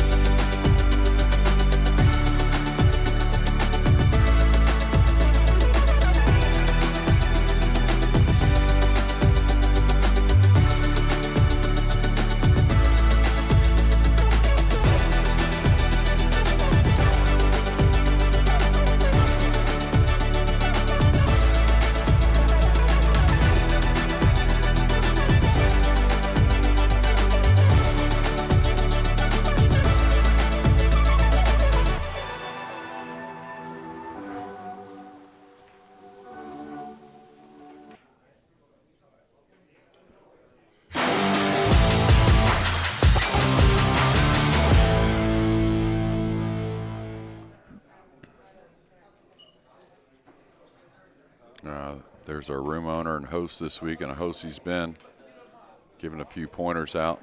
Referees, maybe even the players, to be fair. Jason's full of knowledge. Yeah, look there, Jeremy. You got Regalario down there, and then the leader of Marboys. Well, Jason is kind of a quiet genius, to be honest with you. Just gut instincts, incredible. And such a fan favorite and a hard worker. There's Pat Fleming, Jose, a few there. And Eddie in the hat. That's also right. Big pool fan. Yeah, I've been around it a long time. A couple New Jersey boys. And now Dang, who's gotten a W. Hadn't had many. His opponent here is the same, Nguyen Antoine. One from China, the other from Vietnam. And Jeremy, I did want to touch right before the break. Shane Van Boening is in a league of his own. He's got 7 out of 8 wins. As he was walking out, I went over to Shane yesterday afternoon. He was breaking the balls pretty firm. I said, man, test it out and just take a little speed off. He came up and said, thank you. It's working. He said, I got the break down there in trouble. He doesn't say that too often. What's the cue ball doing here? Yeah, a lot of trouble there, and won't be that difficult of a push out. Not easy, of course, but the 3-7 got tied up on the side rail. But, you know, going into the break, and both these have to play more matches this evening. I think Dang just with one more this evening, maybe Nguyen Antoine with 2. But it'd be nice to get a W before the couple-hour break these players have. You know, and some of the most simple things you can do, and it's easier said than done, is just try to play well. I mean, you know, just say, hey, not having the matches I want, not definitely having the scores that I imagine, but let me just try to start to play well and see what happens. Yeah, I think a lot of times players, including myself, can tend to overthink. He wasn't trying to make that. Notice where the red 3 is, but what I was saying is you can really get into this. You can really get into this thought process of maybe overthinking what you're supposed to be doing. And to Jeremy's point, just get up there and play. And he's caught the 3 too thick there, Jeremy. Yeah, it's always one of those things on a shot like that. You don't want to whiff it, but whiffing it's not the worst. You're giving a ball in hand and the 3-7 tied up. Long shot here, though, so definitely a tester. Kind of squeezed it home. Probably has to set up for the bank here on the 5 with the 6 handy. Yeah, Jeremy talking about the black 8 right there could be an issue as well. I think he can miss the front half of that.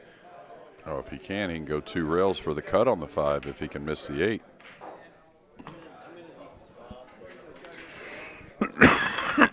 And that's what he's going to do.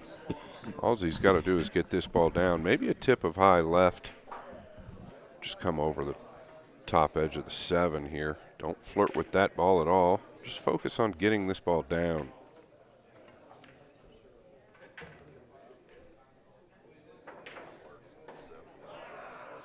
Could it end up behind the 9 if he catches the 7, but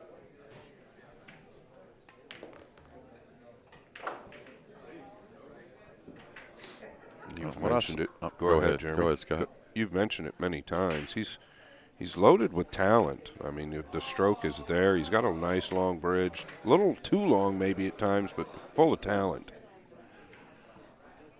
Yeah, I saw a better cue ball. I think that's really where it's at, but talk about it all the time. There's just a few of those top players from Vietnam, and Nguyen Antoine's definitely one of them, but they're all fairly young, or let's say to this new generation.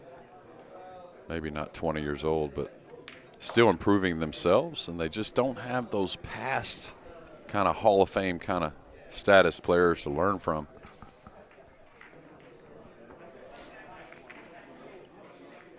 In today's, age, information is out there, and there's a lot of good stuff, but still to have those hands-on people and those little things. And the one thing you can't learn is the mentality. That's what you can't learn from really YouTube. A lot of things physically on the table. Nice smile there from Dang, who always keeps a high spirit no matter what's going on, and really is one of his benefits in the game, is super talented, but also kind of can shake things off quickly. Yeah, back to your point, the mental side of the game, having those ex-Hall of Fame players or the Hall of Fame players in your area or around it, you can kind of feed off of their energy and really get a little bit more out of it. Almost a golden break, Jeremy, with that kiss we've seen many times off the bottom of the 9 with the cue ball. Yeah, and a lot of times what you get from those past champions or whatnot, you don't even realize how they're improving your game, and a little more resolve at times and stuff like that. Oh, he's going for the cut here. Wow, the 2 does pass the 3 in the corner. There is a path for shape. Oh, this is really nice. Really good. There was a really duck safety, putting the 1 behind the 3, cue ball up behind the 9. I love the aggression, though.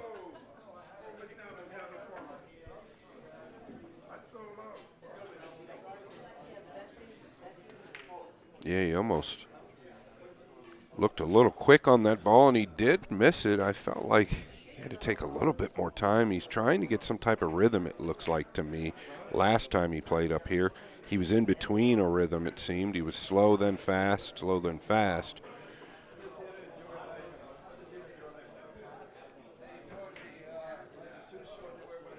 This is our last match of the afternoon session. Table 2 has been completed already. We had a bit of a long match between Bernie and David Alcaide here on table number 1, both fighting for some very important wins, trying to stay mathematically in it. Had to take a second look at that one as it went down, somewhat down the rail. Yeah, I'll just quickly give you our top 5 leaders, starting from the Look back. at this mistake real quick. Oh, my goodness. Wow. But that's just not taking that little extra time to settle yourself. And you don't have to necessarily go look, but you just have to make sure something like this isn't happening. And he's followed the ball in due to the mistake that you highlighted, Jeremy, and that's kind of uncalled for.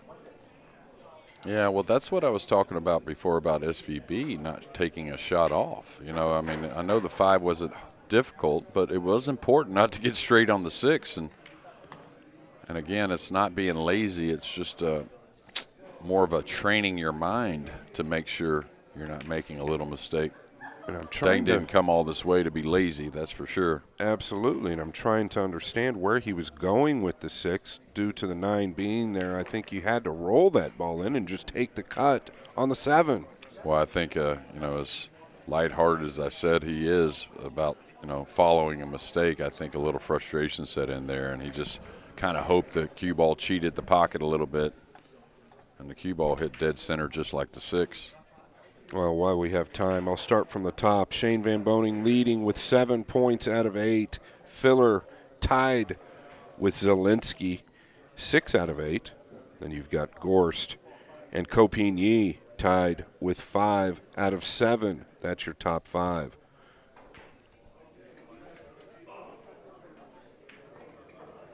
Well, there's a guy that's heating up a little bit, won his first 2, Skylar Woodward here today, so he tends to do that in this event.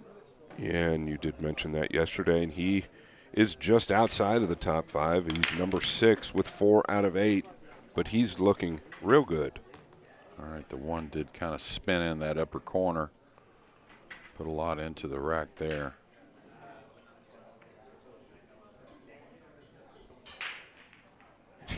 We commentated his match a couple matches ago, Jeremy, and he continuously did that. He made the 1 in the top right corner, I think, 3 times in a row. So he's catching the left middle. And you mentioned that he doesn't seem to be making the adjustments on the break, and that just seems to be part of it. There's no way he can be playing the 1 in the top right corner. No, I think just, of course, anyone who hits them a little harder, you have the chance of the 1 in the corner, which is always a bonus. But you still want to be directing the hit on the 1 a little better, trying to plant it in one of those side pockets. Now, obviously, he doesn't have a straight-in shot. I got to believe the 7's got to cut off a little bit of the 2.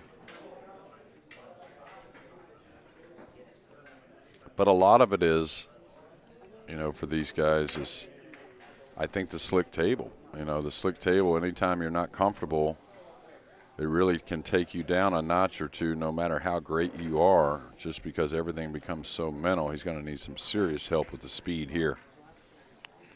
Yeah, and I think he was trying to come between the 6 and 7. I don't see that you would ever flirt with coming down to the lower left.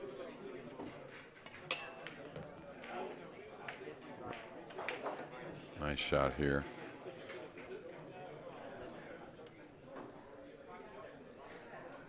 Yeah, but like right here, he hasn't looked at the 5 at all. So, of course, he knows he's going to the 4, but where he gets on the 4 has everything to do with where you're getting on the 5. And again, Dang, we know, is a bit more of a shot maker, but when you can make it easy, you should, or easier.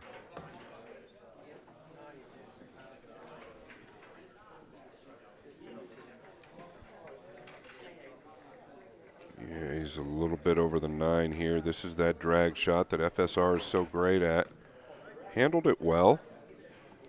His cueing is really nice. I mean, like I said, maybe doesn't have the Nick Varner cue ball, but as far as striking the cue ball itself, very good.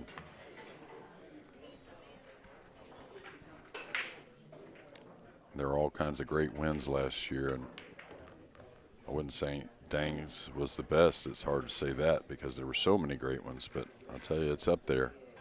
What a final it was right there in Lugo, Spain. What event was that, Jeremy? He won it in the Spanish Open. He beat Beisterboss 13-12 in the final. And now we'll go to a short break. Back soon.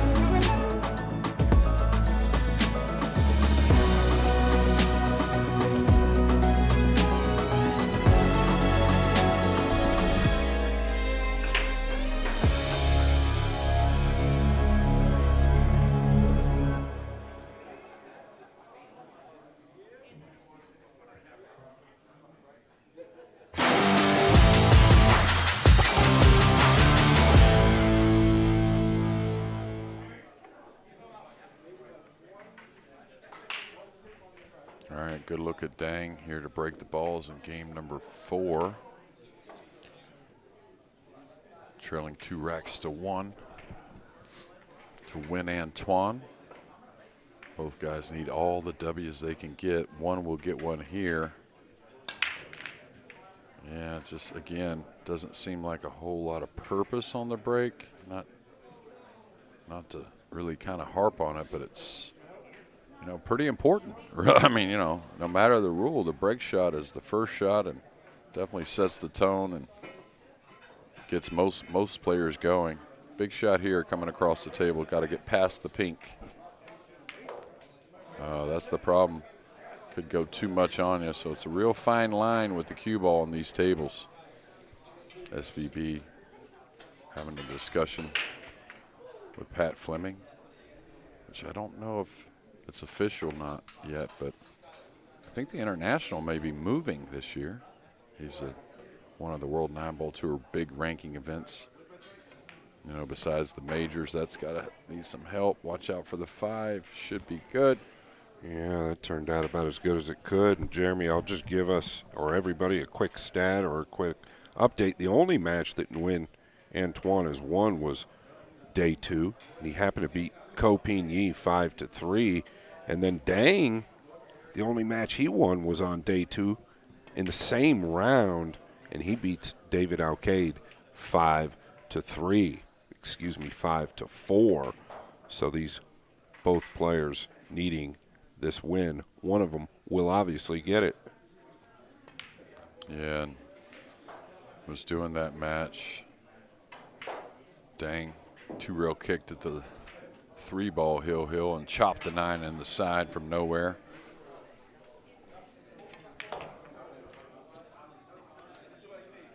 This has got to slow down or go. One of the two may fall right in between. It's going to be hard for the lefty to reach this one. And it's just hard to imagine after day 3 being that far off with the speed. That just means he's not settled.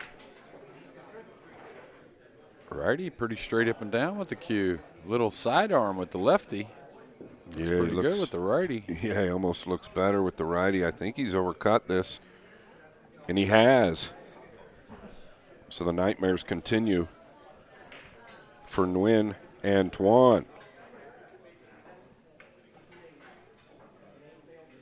All right, draw stroke, one of the prettier shots. Well, he's overhit it as well. Is he going to fall on the combination? I think he's gone too far for that as well, Jeremy. Yeah, that's a lot of cut there. So I wouldn't doubt he still goes for it maybe some way offensively, just knowing kind of how he likes to play and maybe how the mindset is at the moment. Any chance of him thinking of a two-way, like rolling the 9 and maybe trying to get the cue ball up behind the 8 somehow? Yeah, that's not terrible. I think if he committed to the safety for sure on that, it'd be okay. He did play that shot, so the 9 may help as well. We have a referee over here that says dangerous with the break shot on one of the outer tables. Yeah, I heard that as well. Coming with the jump cue here. When Antoine really like to get this down. The cue ball will be coming around if he hits it correctly. Yeah, very elevated. May fluke something. Look at the 8. Is the 8 going to clog up the 7? No, it's not. So something Dang excels at, the long, tough one.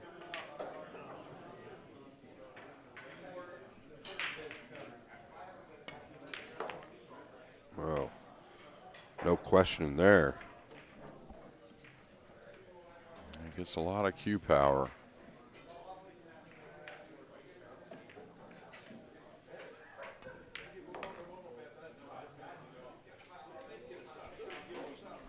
You just get the sense, Jeremy, that this match is going to go back and forth to the very end.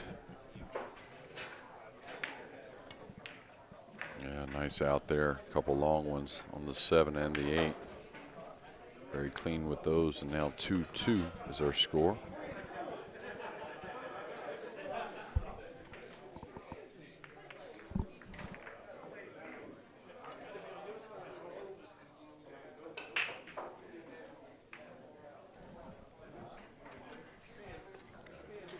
And we'll have a look at Jason Shaw over there talking to people, but he's actually practicing.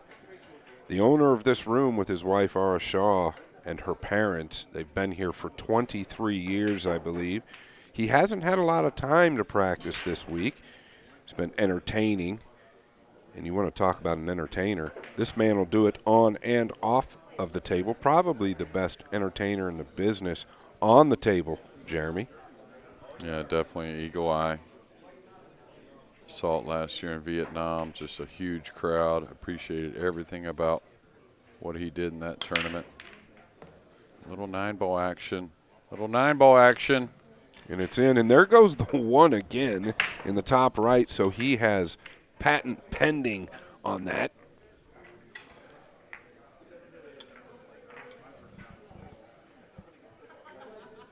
And some don't like the 9 on the break. I do.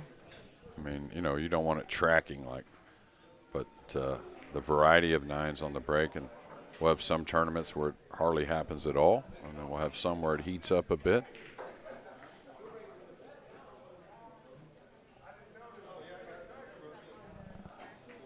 Nguyen Antoine, one of Vietnam's finest. They're starting the beginnings of the meal prep here for the players and workers. Yesterday they had beef short ribs. And I'll tell you what, the Korean beef short ribs are something special. This break looks a lot cleaner than the last break, although the results of the golden break are not there.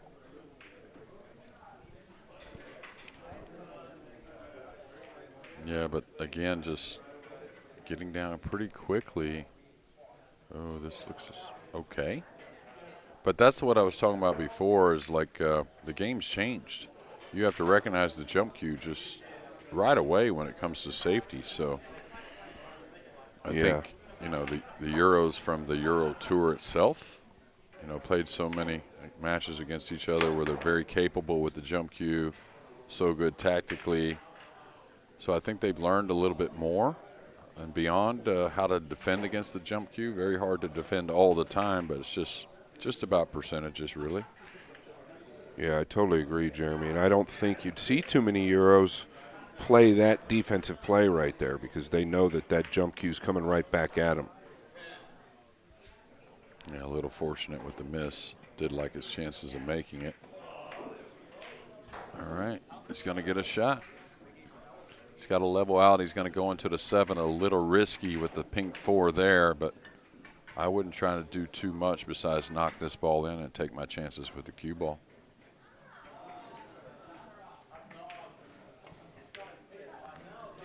Yeah, nice shot. He actually even put some speed on it.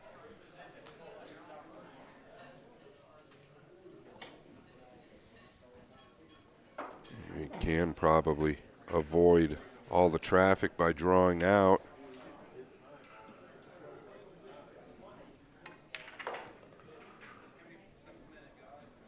Well, he's overhit it. Lost the cue ball again. He's in the middle of the top left and top right. He's going to go to the top left, I believe, Jeremy. Yeah, both are okay. He's close enough to the cue ball. He should be able to draw to either side rail and hold, either coming out one rail if he takes the top left. Shouldn't be a problem, though. Just don't overhit it. There's plenty of angle to move the cue ball.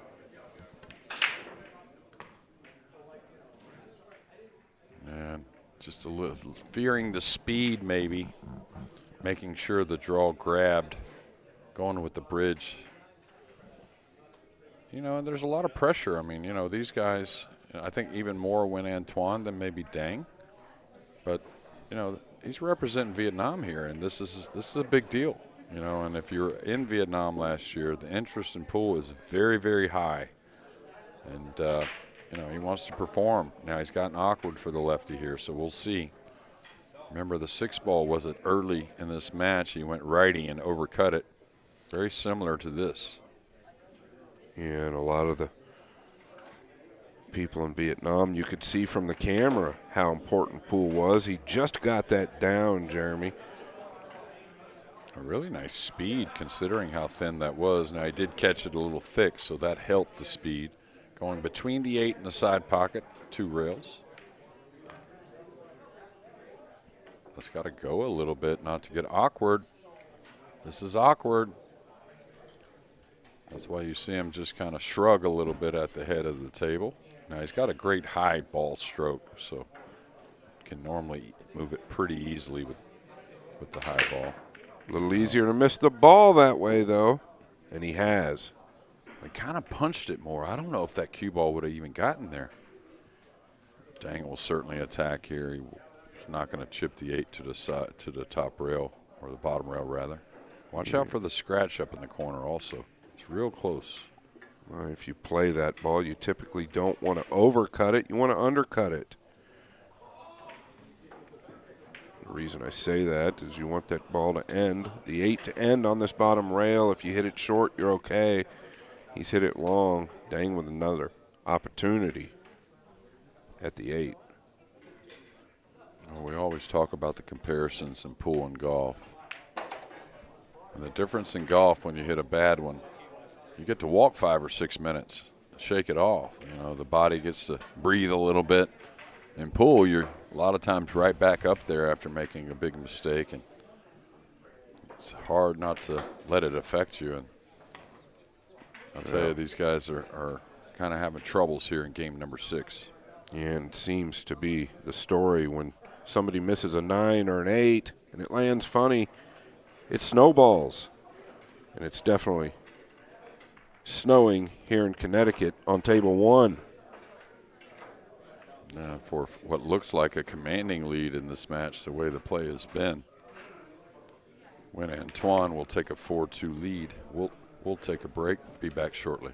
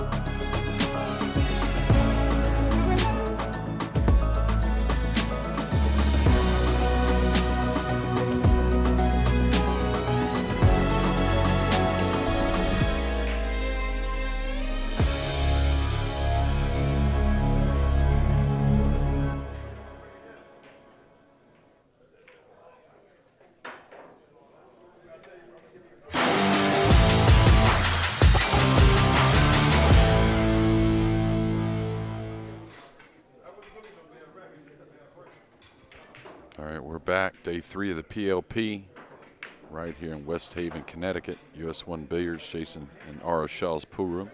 It's our last match of the afternoon session. Big match for both these guys if they're going to make some kind of miracle run into that final 10. Made the one on the side. Scott's a happy customer. Yeah, camper, rather. I am a happy camper. I haven't seen that, Jeremy, in several days. So maybe he made an adjustment consciously. Let's Could hope. be. Well, the cue ball was on a good track, right? Yeah. He's got a sliver of the 2, so just trying to rock it over. I see. Could play it off the 6. Exactly. Oh, nice shot. Is the cue ball going to get lost? No, he's actually going to end up pretty perfect, really. If he can hold the ball here, he'll survey the 4-9 combo, but if you can't hold the ball here, this is tricky. You can stun 2 rails, you know, kind of down to the right of the 5, then wrap the corner out, come above the 4 for the lower left. Yeah, tricky it is. If he decides to stun those 2 rails, he can come short or go too far. I think you can hold this with a high left ball Just hitting it a little fatter, Al. It's steeper than it looks. Well, he's using he's a low going right. around, huh? He's trying to play from underneath. Speed's got to be really nice. Yeah, but I think that is the right play, probably. Absolutely. I didn't realize it was available. 4 goes in the upper corner as well, I believe, just in case he doesn't feel like he can hold his ball so well. But here you want to be aggressive, draw to the rail, get a little bounce between the 8 and 9. I think he's got to go up to the corner. Safety's like the nuts also. It is the nuts.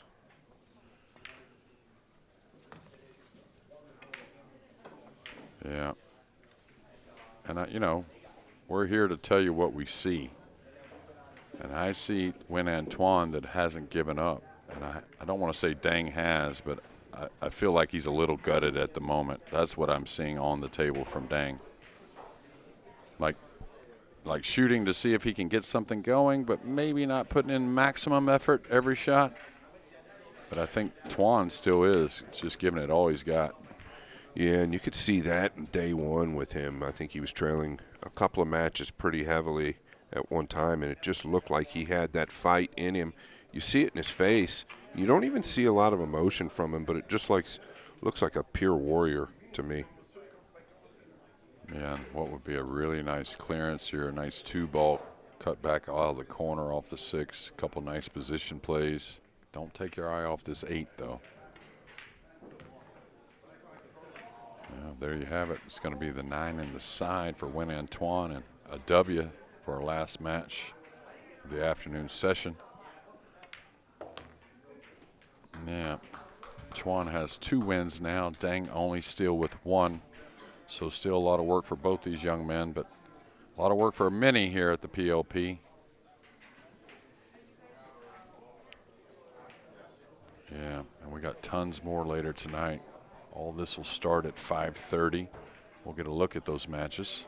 Table 1 order of play, Pin-Chung, Mario He. Frederick Gorst and Albin Ouschan second. Mario He back, third against Zielinski.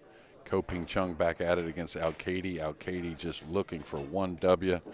Room owner and fan favorite Jason Shaw and Josh Filler. Don't miss that. FSR and SVB to finish on table 1.